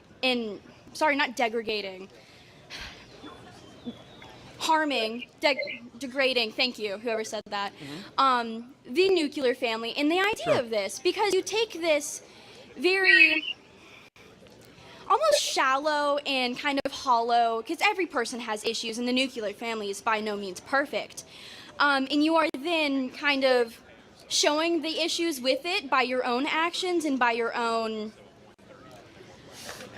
kind of disregard for. Well, my thing is, I think, again, I teach guys, hey, look, this is what you need to do, right? This is how you become attractive, get your life together. Now, when I arm guys with these tools, what they choose to do it is up to them. If they want to go ahead and have a family immediately, that's fine. If they want to go ahead and, play the field, that's fine. But my thing is I want men to be in a position. The problem is that a lot of guys are in a relationship where their woman controls everything. She's making the decisions, she's bossing him around. There's no leadership there. I want the guy to be in a position where he can kind of dictate the terms. And if he decides, look, I want a family and I want to have a family early, I want him to do that through choice, not through necessity. A lot of guys are monogamous or in a relationship through necessity, not because they want to be. So I just want guys to be able to have that choice. That's the big thing. And then eventually, obviously, work towards a family. But I think the other thing, too, that's important is that men have to understand how modern women work. In the event. Thank you. My last question here is, Sure. What's your goal with coming out to this college campus where you have all of these people who very obviously are heckling you and do not want you to be here? What's your goal? Because obviously you're not really going to change people's minds with some of the more hateful messages that you're portraying. Like, why are you here? To start a revolution, to tell people the truth, something that's been missing for a very long time.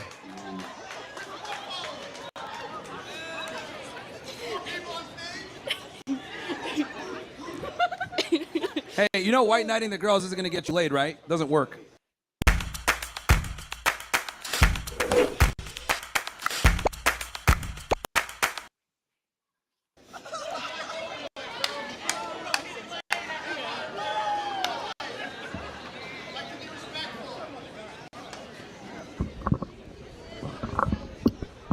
Okay, yeah. I'll be quick here. Yeah. I just wanted to thank the whole crowd for uniting against this man. I am proud of our campus. I am proud of us. I was scared seeing these posters, genuinely, because I didn't know who would show up to this event. Thank you so much, everyone. You guys are great. Thank you to all our question people. And I'm not going to thank you. I think you are a weird person. Good one. I think it's interesting that you say that. Because I think, see, the reality is there's a silent majority that agrees with me. This is why Trump won. Because guys know, right? This is why Trump won. Because the good thing about liberals, right? This is what's good about liberals. Liberals, right, tend to be louder. Right? You guys tend to hit the streets. You guys tend to protest. You guys tend to be loud, which is great. Something I actually applaud you guys for. But nowadays, I think people are waking up slowly but surely, and I think the landslide victory that Trump had proves that a lot more guys are starting to look towards the conservatism and the right wing versus radical left wing beliefs, because, it just doesn't serve us to be liberal, and we can see that there. But yeah. Bring it up just a little bit. Can I bring this up just? There's a loud minority. What's that, man?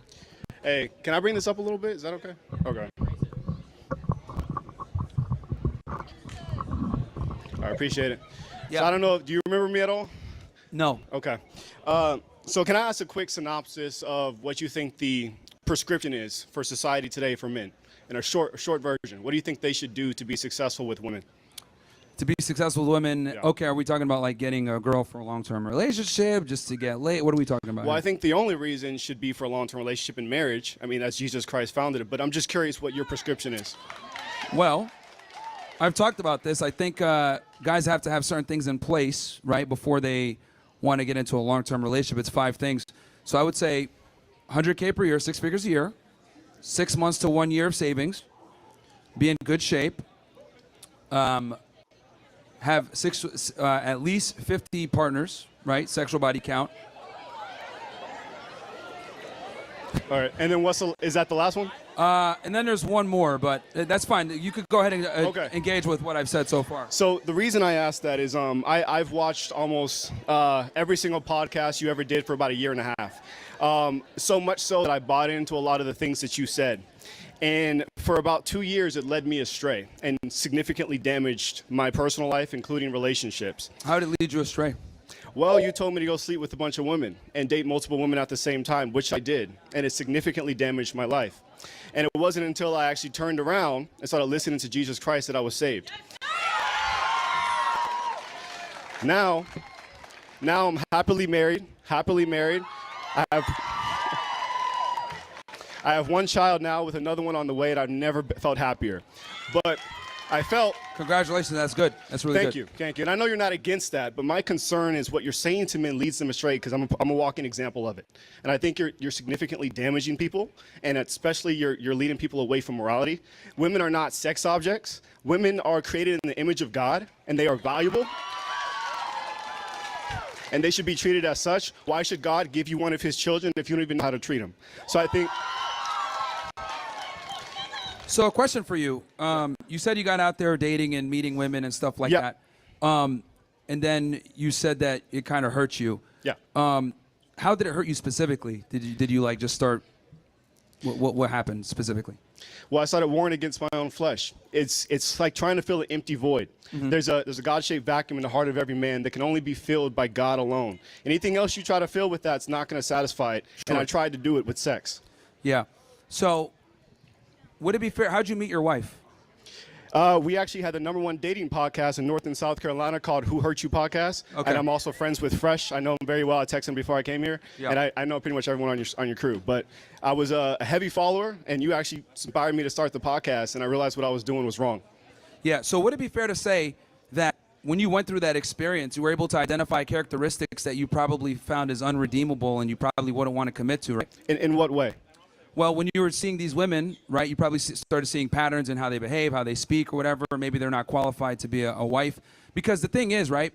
Well, I don't need that. I have the Bible for that. It tells me what to look for. Yeah, but the thing is that you were able, and again, you're probably not going to notice it, but when you dated and dealt with all these women, you probably were able to identify characteristics that you were not fond of, or characteristics that would make a woman not a good candidate for a long-term relationship. And I think half the game is figuring out which girls don't qualify for marriage versus which ones that do. And clearly you learned a skill set on how to become attractive and get women, and then you're able to identify the things that you like versus the things that you don't like, and that only comes a lot of times with experience. Now look, if a guy can go ahead and, find a woman as a virgin and be attractive and be able to understand how to navigate that, that's great in modern times. But the reality is a lot of guys don't. And I mean, even in your success story, you had to go through a lot of bad women to be able to identify your current wife as the one. So failures are good. They're good. Yeah, failures, excuse me, failures in the sense of socioeconomic or maybe even relationship failures could be good, but there's a difference with what I'm saying. I'm saying that we're warned against our soul. Jesus Christ commands us to marry one woman. That's it. Sure. And what you were causing me to do was sin against myself, and that's the point I'm trying to get to. It's immoral. Yeah, I mean, you got to take personal responsibility, bro, because here's the reality. No, I do, 100%. Yeah, so very publicly, I and have in that's, front of and over that's why, 40,000 people. I've yeah, done that. Yeah, great. But the point I'm trying to make is I teach guys a skill set, right? If I give you a gun and you shoot yourself in the foot, is that my fault? If I taught you how to properly use it, how to disarm it, disassemble it, you know, how to load the magazine in properly, all that. If I give you the skill set, then you shoot yourself in the foot, right? Is that really my fault? No, I just arm you with the skill set. Then you choose what you want to do with it. Now, obviously, you wanted to go on toward a sex escapade, which is, I guess, fine. But the reality is, I armed you with the tools to become an attractive guy, and you utilize that.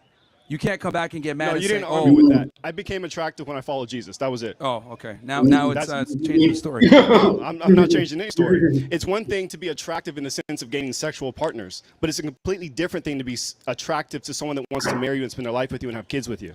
Those are two completely different sexual attractions. If I walk in here looking like Thor, I'm 6'2" and shredded, obviously I'm going to be attractive to women, but it doesn't mean that that's a relationship that produces value for me and my family. And again, everyone is different, right? For you, it took some time, and you found God, and you shifted.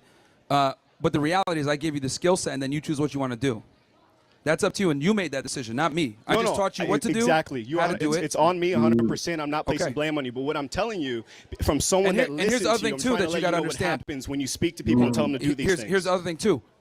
Like, now you're operating with 20/20 hindsight. You went through it. You experienced Correct. it. You know. A lot of guys need to get their hand burned sometimes to figure out how things work. Because, let's be honest, men are very stubborn. Why do they need to do that? If they find a God-fearing woman, they wouldn't do half the stuff you're talking about. Well, here's the thing. Finding a God-fearing woman in today's day and age is a lot harder said than done, right? So I did it. Yeah, it's a lot harder. And so did everyone in my whole family. So it's not that hard. Yeah, that's anecdotal from your perspective. But again, you learned the skill set. You were able to find a wife, and I'm happy about that. But you got to take a little bit of accountability here and understand that you basically got a loaded gun and shot yourself in the foot, and you're trying to blame me for it. No, I'm not blaming you. Like I said, I take accountability. There's a big difference there. Okay. But look, nothing against you. Like I said, I've hung out with Fresh 8 or 9 times recently. I love them, and I think your heart is in the right place. But I just wanted to give you from someone that actually listened to what you were saying to do, read your book, and it didn't work. That's all I was trying to do for you. Well, actually, it did. You didn't notice it yet. Okay. You're not going to be able to identify your wife and have been able to find her and figure out what characteristics you like and don't like, right, unless you went through that. My wisdom came from the Bible, not you, but I appreciate it. Sure. Thank you. Okay.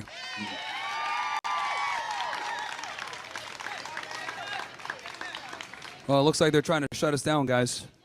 Oh, man. Keep going. Okay. All right, who's up next?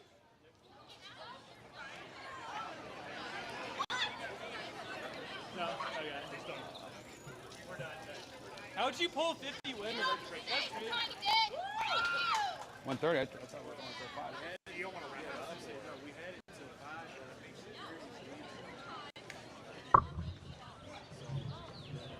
5. I mean, y'all tell me you guys booked it. Oh, man, they're trying to shut us down, man. Shut it down. Yeah, we got an awesome crowd here, man. Yeah.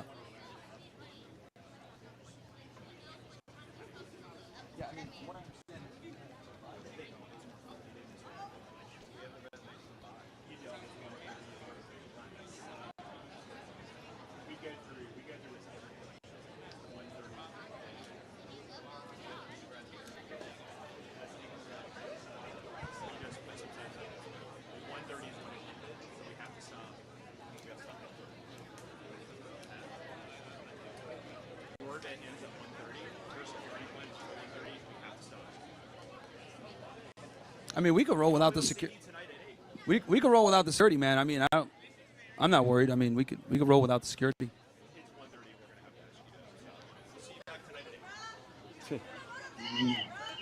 We had it till 5, but okay. They're trying to shut it down.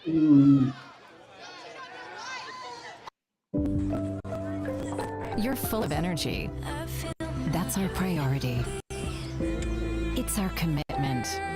Always. Because health is everything. Suica, your health insurer. Frisch, mild, cremig, Caprice de Dieu, so himmlisch gut. I guess a couple feminists complained.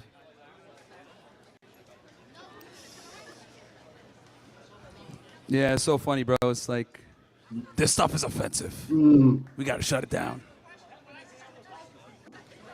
So.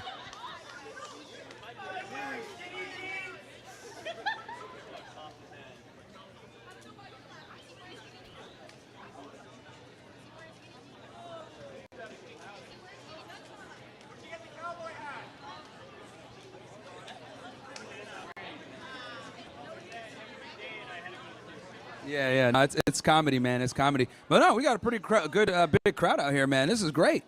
I guess people like to hear the truth, man. Unfiltered.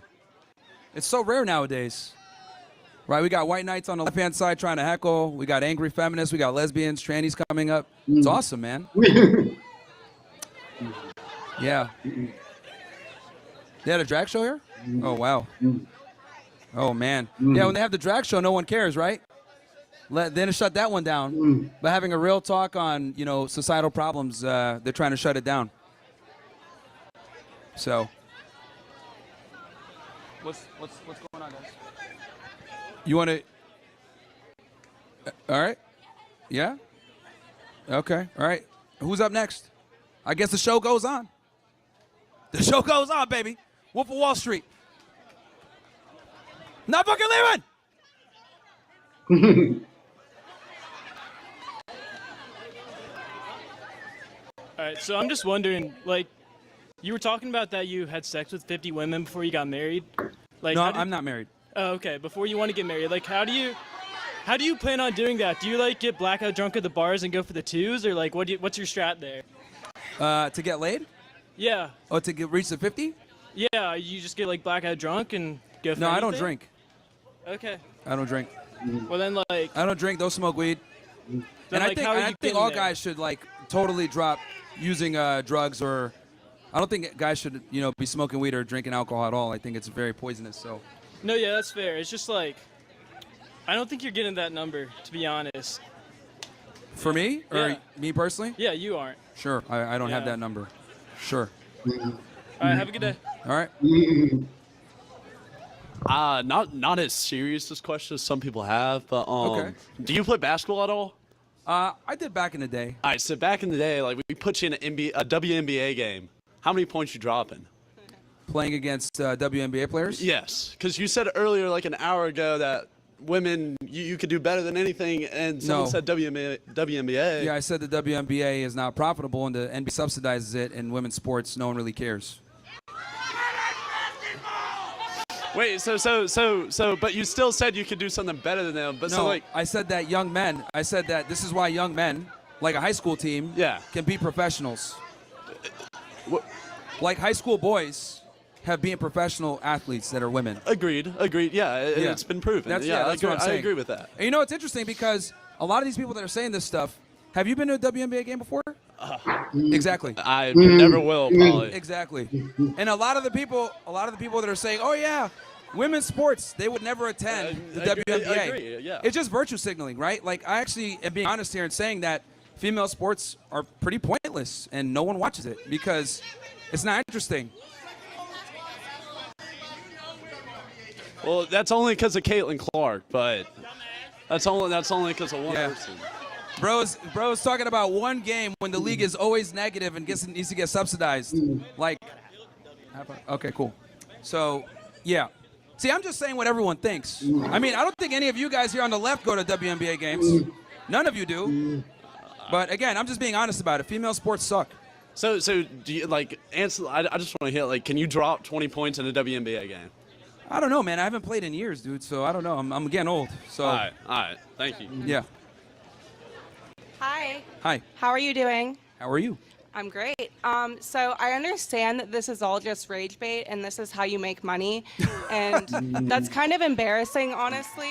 Yeah. But I just have to ask, what do you think of your mom?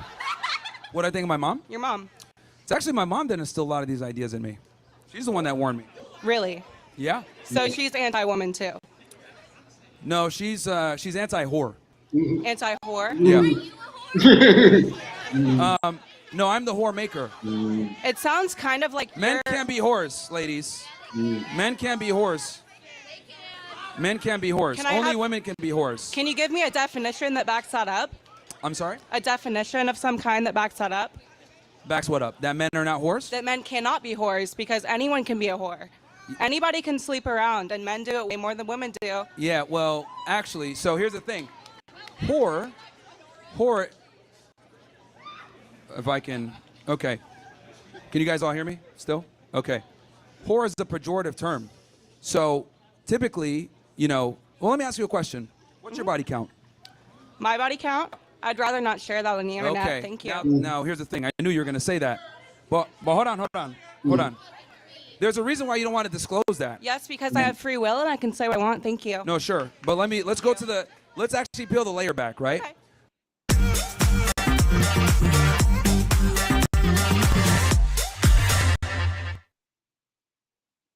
The reason why you don't want to disclose it, as well as women in general don't want to disclose that, because women understand that their sexuality defines their value in the dating marketplace.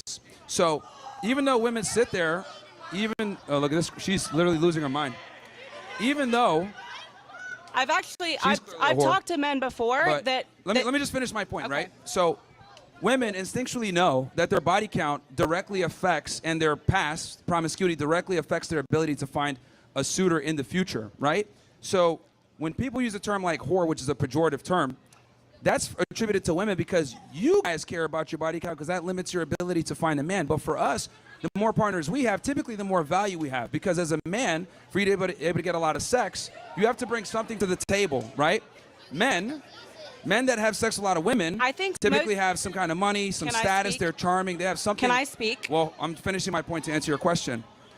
So men have to bring something to the table to be promiscuous. Women don't. So that's why it's not respected.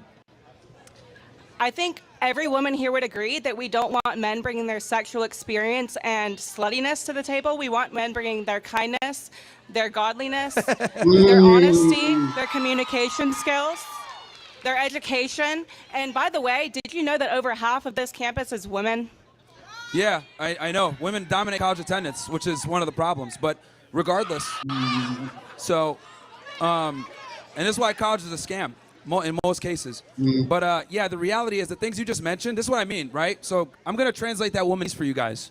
So she said, we want guys that are knowledgeable and nice or whatever. This is, again, this is women speaking from a perspective that the guy's already attractive. But the reality is nice guys don't, there's a reason why nice guys finish last as a phrase.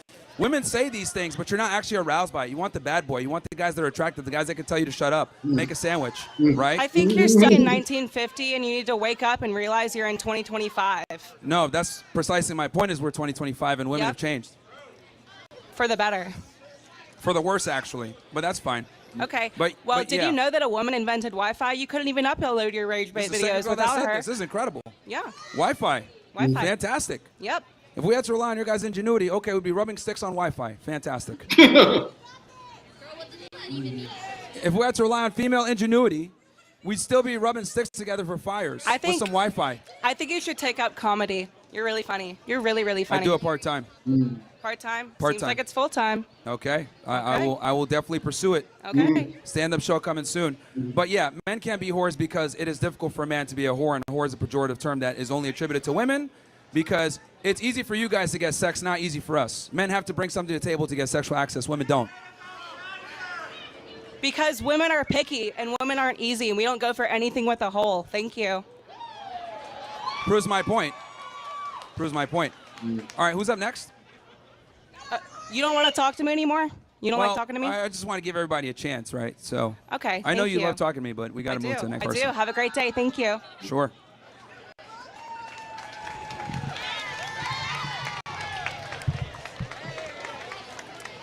And I encourage any of the hecklers here on the left, you guys can go ahead and get in line as well and have a discussion. Because just screaming isn't really going to do anything. Get in a line and back up your worldview. Go ahead. But Hi, you're Byron. here. So this guy said, we don't want to hear you talk, but he's here. That doesn't make sense. Go ahead. Do you mind if I ask you a little bit of a deviation from the topic? All right. If it's not too far off, but go ahead. I think there's some way that these ideas can be linked. So you famously said that Hitler did things that were morally incorrect. He definitely did a bunch of things that were correct for his country. Can you just like explain what things Hitler did for Nazi Germany that were quote unquote good? Sure. Now that's way off the topic. Well, I mean, you but can what talk we about could do women is- in the Nazi movement if you want to. Well, here's the thing. We're here to talk about why women deserve less, but we could. How about this? Let me answer a couple of these questions that are on topic, and then I could definitely do that one. Why don't you? Because address that it will now? take the conversation somewhere else. Okay, then I can ask a question that's on topic. Sure. Do you And then bel- I'd be happy to engage with you on that because we have limited time. That's why. Sure. Okay. If we're able to stay here till 5 like they originally told us, I'd be totally down to answer that. So, do you believe in free market capitalism? The thing is I'm an American nationalist, and once it starts to impede Americans' ability to get jobs, and we're bringing in H-1B visas or foreigners for work that an American can do, I'm opposed to that. I think we need to focus on America first, America only, and that's what we should be doing, not necessarily turning the country into like just we want to focus on the economy. I think we have a national pride that we need to adhere to. Okay, I don't understand why you entertained that question, but not the one that came before on what Well, I'm Nazi assuming Germany that's that a was lead up positive. to something with feminism. I'm assuming. I mean, it's possible, but you kind of preempted what I was going to say, so I'm going to give the mic to someone else. Okay. But Well, I stick would- around. I'd be happy to discuss that part. I mean, I got things to do. Could you just like address it right now? Well, here's the thing. We got a lot of people here, and it's a very. I'd have to go into detail and stuff like that. So, but yeah. I'm going to teach you how to be more powerful because power leads to success. Okay. I mean, sure. I mean, that doesn't satisfy me. I really don't want to wait around here for you to That's address fine. me You don't have to. You don't have to specifically. wait. That's totally cool. Like, it would be nice if you could address the assembled people here as to why you think Nazi Germany is good, but I will relent the microphone. Okay. Sure. Go ahead. Well, I'm trying to stay on topic here because we don't have much time. We got about what 20 minutes, unless they try to kick us out again. Okay, so I have a question. Go ahead. If you hate women so much, why don't you just date I men? never said I hate women. You said women deserve less. Isn't that hating them? Why don't you just date men? Well, number one, I don't hate women. Number two, and I like how you immediately came to that conclusion. I think if anything, we need to give women less because we care about them, and the reason for that is because women want a guy that is attractive, and attraction a lot of times comes from being dominant and assertive and not necessarily listening to everything that she wants, and you're being a boss. That's what women want. So I think you're actually doing her a service by making her work for your validation, your attention as a man. That's just your preference. I don't know how many women you've met like that, but like not all women are the same. Well, the reality is most women don't want to be in a relationship with a guy who isn't competent, leadership traits, attractive, tall, good shape, etc. Women want a guy That's that what has you his stuff want in a together. man. I'm Why sorry? do you keep describing what women want in a man? Like you're just Because it's a fact. It's not biological a fact. You're describing what you want in men. Okay, good one. Yeah, I mean, it's kind of been shown throughout time that, women have a pretty narrow attraction trigger base of what they like in men. And you have a narrow attraction trigger base too. You just want women with 0 body counts and all that. Okay. That's not what I said. I think you're misrepresenting my position. But yeah. Yeah. Okay. So you like men. Okay. Good one. If you guys are gonna make ad hominems, man, like at least practice it before. I haven't been here the whole time, so I apologize Sure. if this question's been asked before. Sure. When you say women deserve less, is that from you or the majority of men, from the world?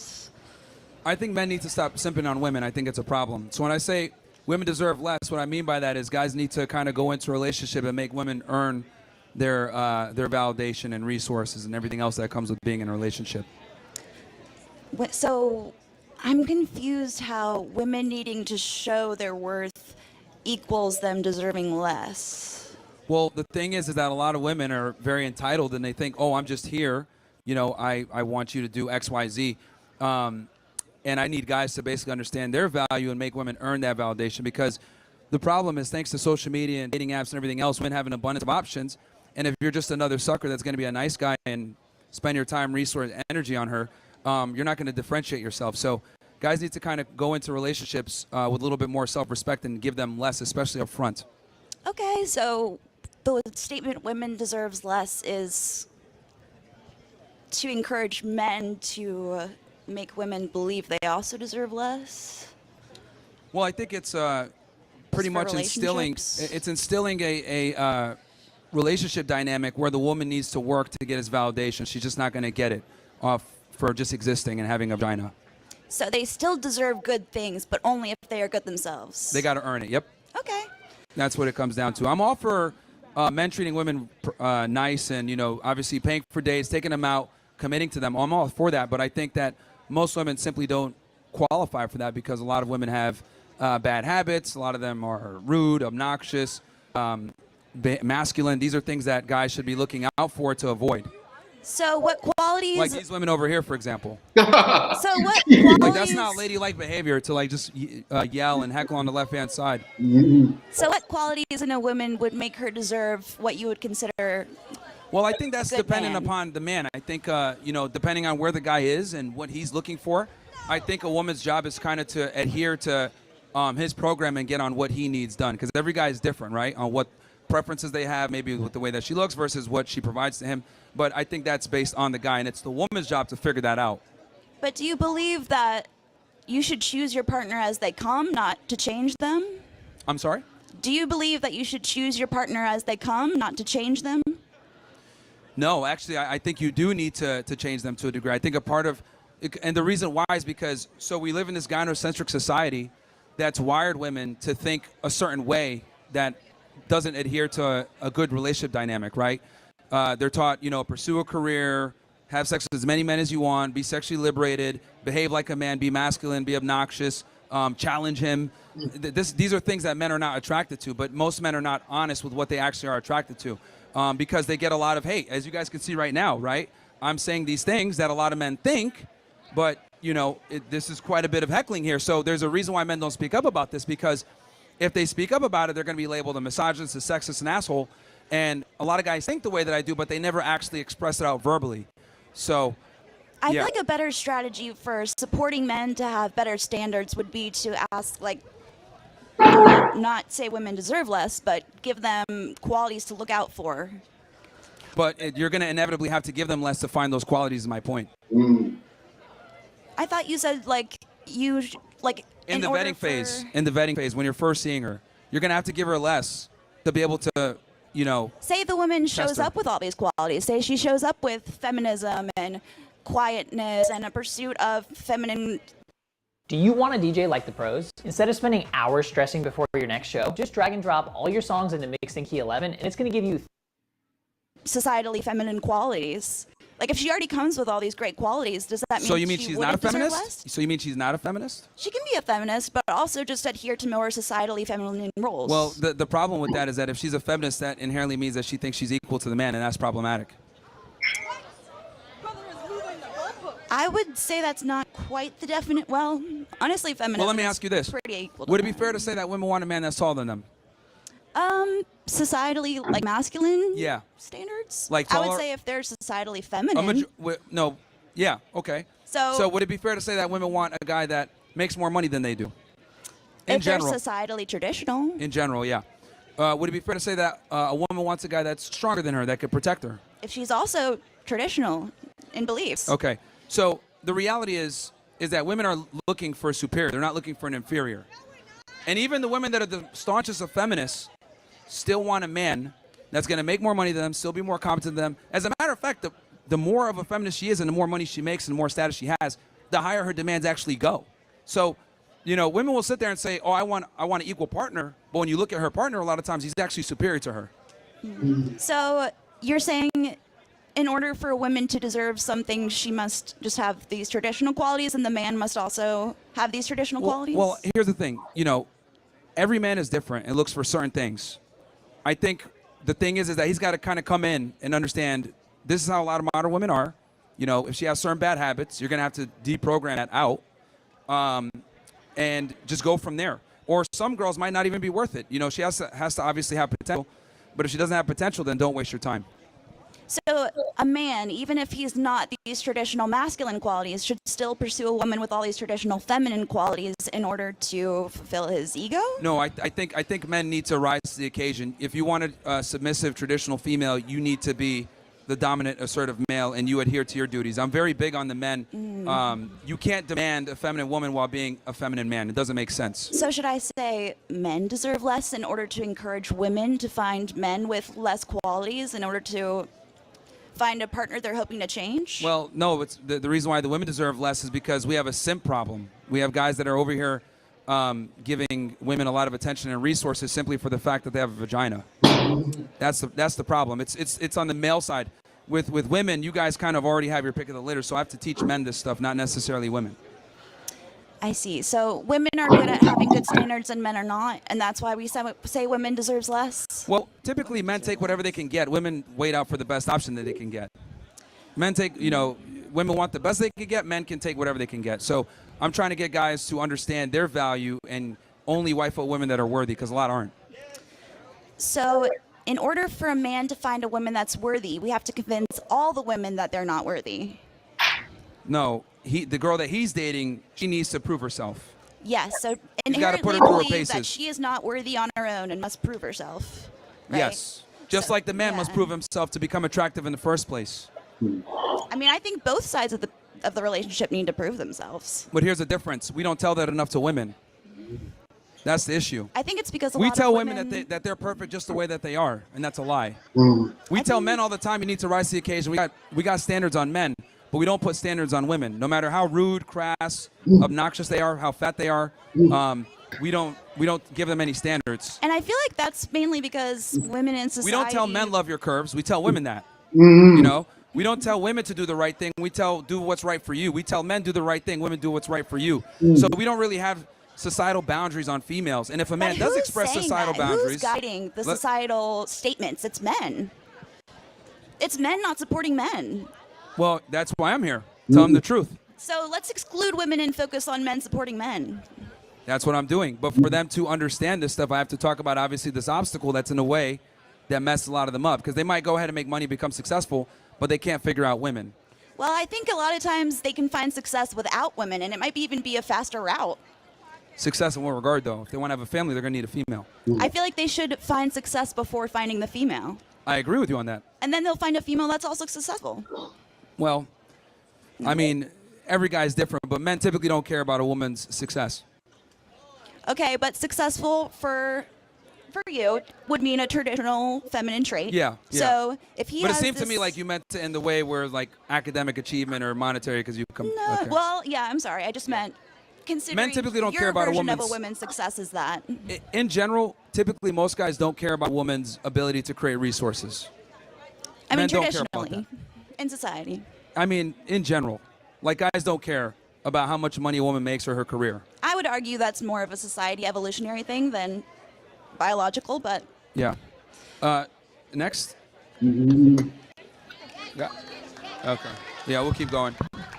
Yeah, we'll see until they kick us out, I guess. What's up? Hi, I'm Kenny. Hi. I use all pronouns, of course. Sure. Yeah, true. You said, I'm sorry, you said you use what pronoun? I use all pronouns. Oh, you use all of them? Yes. Okay, you're a she, right? You could say that, yes. Okay. Just so I know what I'm dealing with here, how many genders are there? Multiple. Okay, interesting. All right, what's your question? But of course, you want to know that there's only 2 genders, correct? Yes, there are. Male and female, correct?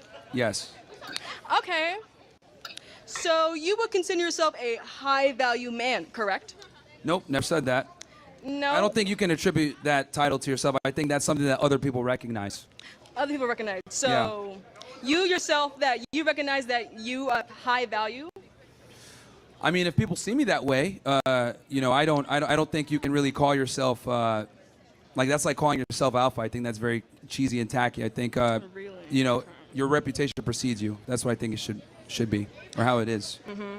Okay. And you yourself, you say you have a wife, correct? No, I don't have a wife. You don't have a wife. Okay. But you do find yourself accompanied with other women, correct? In what way? I mean, you could. Yeah. Okay. I thought you meant like on the show, because like, yeah, we bring girls on our show. No, And no. Okay. Yeah. So like me dealing with other women? Yes. Yeah. What about it? Okay. Do those other women, value themselves? What kind of career do those women have when they come to you? I mean, I don't really care about it. Why not? Because generally speaking, men don't care about a woman's career. We just don't. But you said you should bring more to the table. So why not a career? Why not a high-paying, valued All right. Well, job? okay, let's go through this. So let's say I told you, me and you were on a date, right? And I told you, hypothetically, again, you could, the purposes of bear with me here. I know you hate me and everything, but yeah. Oh, I don't hate you. I'm just trying to see. So let's assume, right? We're on a date and I tell you, hey, look, I have like this awesome Jordan collection. I got these designer wallets. I got like this walk-in closet. It's awesome. What's your thoughts with that? You buy a lot of expensive things. Yes. Okay, so what else comes to mind when I'm talking about my obsession for fashion? You like fashion. You like to dress up, essentially. Okay, but what's your opinion on that? What else is my opinion? So, would it be fair to say you're a rich man because you can afford Jordan's designer clothes? Okay, and but everything let me ask you this.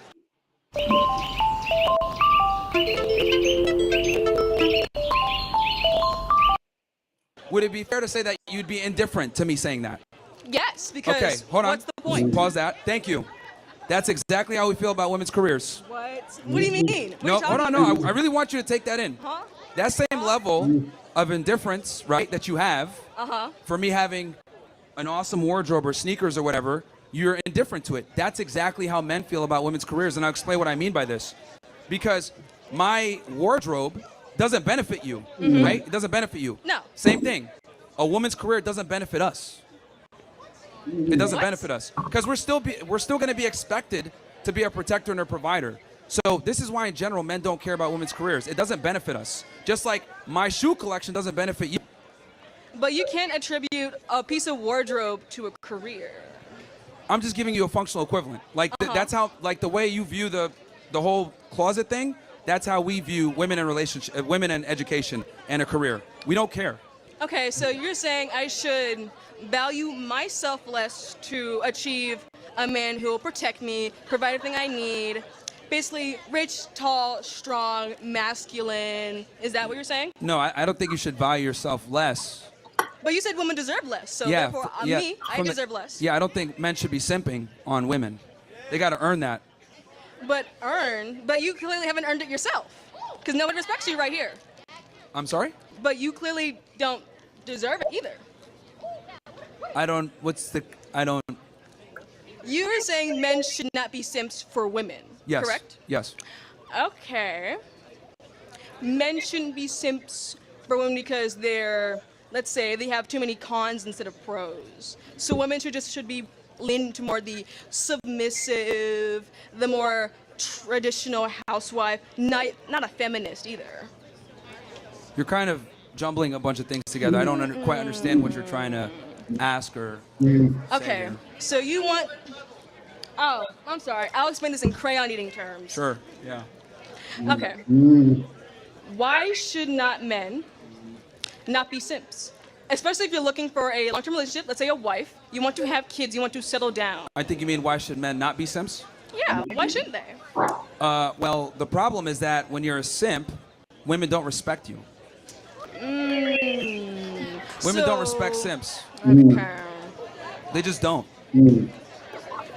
So It's what just is a reality. Okay. If it's the other way around, women should not be simps for men. Well, no, actually, women should simp for their man. But why? Why? Because women deserve Because- less? Okay, I'll tell you why. Because men typically know how to deal with attention and validation from women better than women do, and I'll tell you what I mean by this. So a young man will go through his life a lot of the times, maybe not get a kiss from a girl, maybe not get a gift from a woman, maybe not have a date, whatever it may be. It's really hard for a lot of guys. So when guys get attention or affection from women, we typically tend to remember that, right? Men might go through their entire life without getting a gift, versus a woman, she's going to be courted, she's going to get simps on her all the time. Women really know how to appreciate male attention because you guys get so much of it, right? But us, on the other hand, men, especially when they've worked and made themselves attractive, we know how to appreciate women treating us well. But women typically don't know how to appreciate men treating them well. This is why guys get stuck in the friend zone, right? So it's completely different. Because since we don't get the abundance of attention that you guys do, we're able to better appreciate that attention when we do get it. Does that make sense? So why don't you put yourself out there more? Be more attractive to women, of course. This is what I tell guys to do. But that takes time. But it takes time? Takes a lot of time. It takes time to make yourself attractive? For men, yes. The things that make a man attractive take time to accumulate. Okay. In your own words, what makes a man attractive? A bunch of things. Competency, network, income, title, the ability to be a leader, experience. You know, this is basically the things that men need to have in place to be attractive to a large demographic of females. Okay. What should a man's title be? I'm sorry? You said title. What does title mean? And of course, in your standards. Oh, I mean as in like what he identifies as his like career. As his career? Yes. So you're saying... What he does for a profession. Okay. Men are typically defined by their careers. All right. And what they do. All right. So what are women defined as? Instead of, boobs, breast, and all. Having a family. Having a family? Yes. And that's raising the next generation of children and people. Okay, so you're saying... I think that's the best thing a woman can do, not her career. Okay. So men should not be sent for women? Yep. Not even including their wives? Well, even with your wife, you don't want to be a simp. Obviously, you don't want to be a pushover. I'm saying treat her well, obviously, but you don't want to be a simp either. I'm an Orcaner. My life. Because remember, let me define simp for you. Being a simp is basically showing an unreciprocated amount of attention and validation to a female that's not doing the same. So what if she is doing the same? Okay. So we have a few minutes. Let's go to the next person.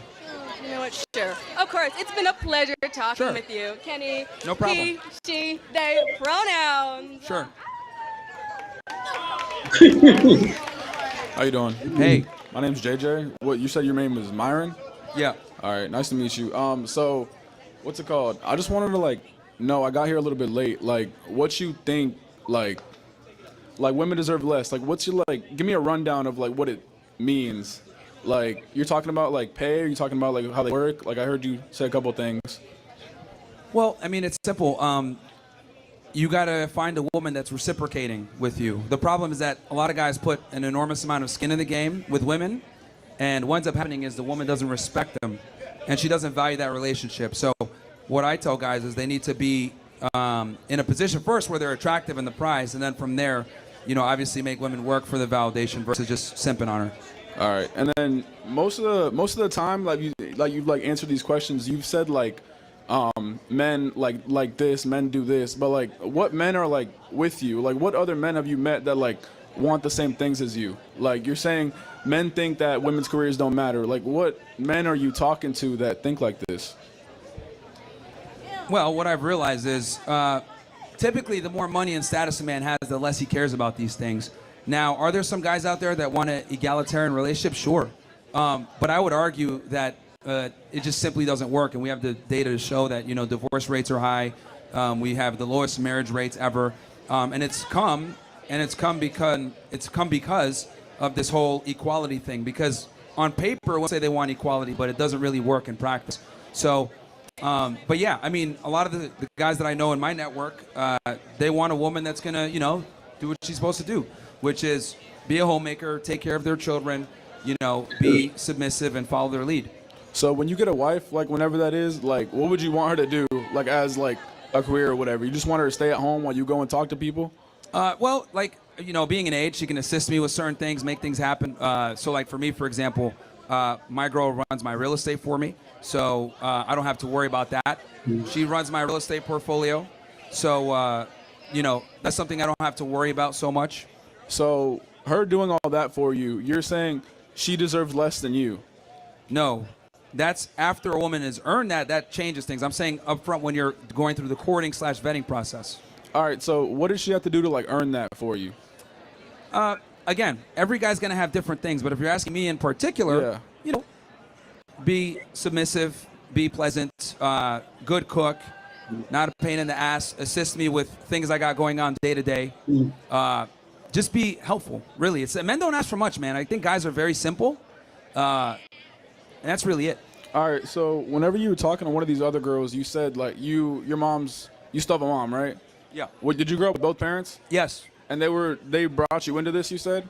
Like they made you think like this? My mom was the one that instilled in me from an early age, because I used to have a liberal mindset too when I was in college, thinking like, oh yeah, this equal partnership is going to work. And when my mom told me this when I was younger, I thought she was just crazy, but the reality is she was right about a lot of this stuff. Finding a woman that's going to follow your lead and be productive. I gotcha. So she trying to rush you? Yeah, I guess like my conclusion is like, I feel like with a mother and like a girlfriend, like, I feel like you can't really say they deserve less or have to earn it. I don't think women have to earn anything. I feel like okay, so just be given to them, huh? Yeah, like we don't really have to we don't owe them anything. Like they're brought into this world for a reason. Like our job is to protect them. Like we don't really have to Okay, so you think just simping on them up front is fine? No, simping is not like that's not a thing you have to do to like get a woman's attention. Like okay, put it in this perspective. Like the last girl you talked to. Because you said they don't have to earn anything, right? Yeah, I got you. Yeah. So what is that? That doesn't equate to simping. All right, so if they don't have to earn anything, like they just get your validation, attention, and time and resources. It depends. Just off okay, that? but hear me out. Oh, now it depends. So no, it doesn't depend on that. It depends on like they don't owe you anything to like okay, put it in perspective. Let's say you were a girl, you were a guy, whatever. Do you think like I'm attractive like right now? Like looking at me. What do you think? I mean, you can ask the ladies here. I don't know what they. No, I'm asking you. I'm asking you because you put yourself in a predicament where you were dating the last girl. So do you think I'm attractive? Well, that's kind of I don't like men, man. All So I'm right. the wrong So person to ask. a couple of the things you said like men have to be. You said men have to be strong. You said men have to have a bunch of money before they get married or before they do all that stuff. Well, they have to have things in place to be attractive to the majority of all women. right. So, I can say like I can do a little bit better. Like I can become a more attractive. But I have a beautiful girlfriend who like loves me a lot. Good. She's right over there. But like she doesn't like. What? How long does you guys she been have to together? earn from me? How long you guys been together? What since 20? Yeah. Why does that matter? Well, I think that's. Oh wow! Look at this. Okay. Yeah. I mean, I think it's important to see proof of concept. Like, how long you guys been together? 2023. Okay, so for like 2 years, you guys met here in college? Yeah. Well, we're freshmen. We've been since high school. Okay, great. So like, what did she have to really earn from me? Because I'm like in my book, I'm not a whole lot of attractive. I don't got 100K in the bank, but like I still hold a beautiful woman, and she's holding me down. She does She does a lot for me. So like, what did she really have to earn? She's the breadwinner in your situation? No, that's not what I'm saying. Okay. I'm saying that she doesn't owe me anything. Okay. So here's the thing, man. You guys are young, but as you age, right, and I'm giving you like some real life like stuff. As you age, what's going to happen is she's going to put a greater necessity on security. And if you don't rise up to that occasion and become the protector, the provider, and everything else like that, there's going to be a high likelihood that the relationship will end. So that's my job as much as hers. It's great that you guys met and are like high school sweethearts and stuff, but there definitely is a brand of performance. And as you guys age, her standards are going to lean more towards security. And I'm going to step up for that. Perfect. Then you're good. So there's no real. That's fine. As long as you adhere to your duties, then you're good. So. All right. Have a good day. All right, man. Okay. Who's up next?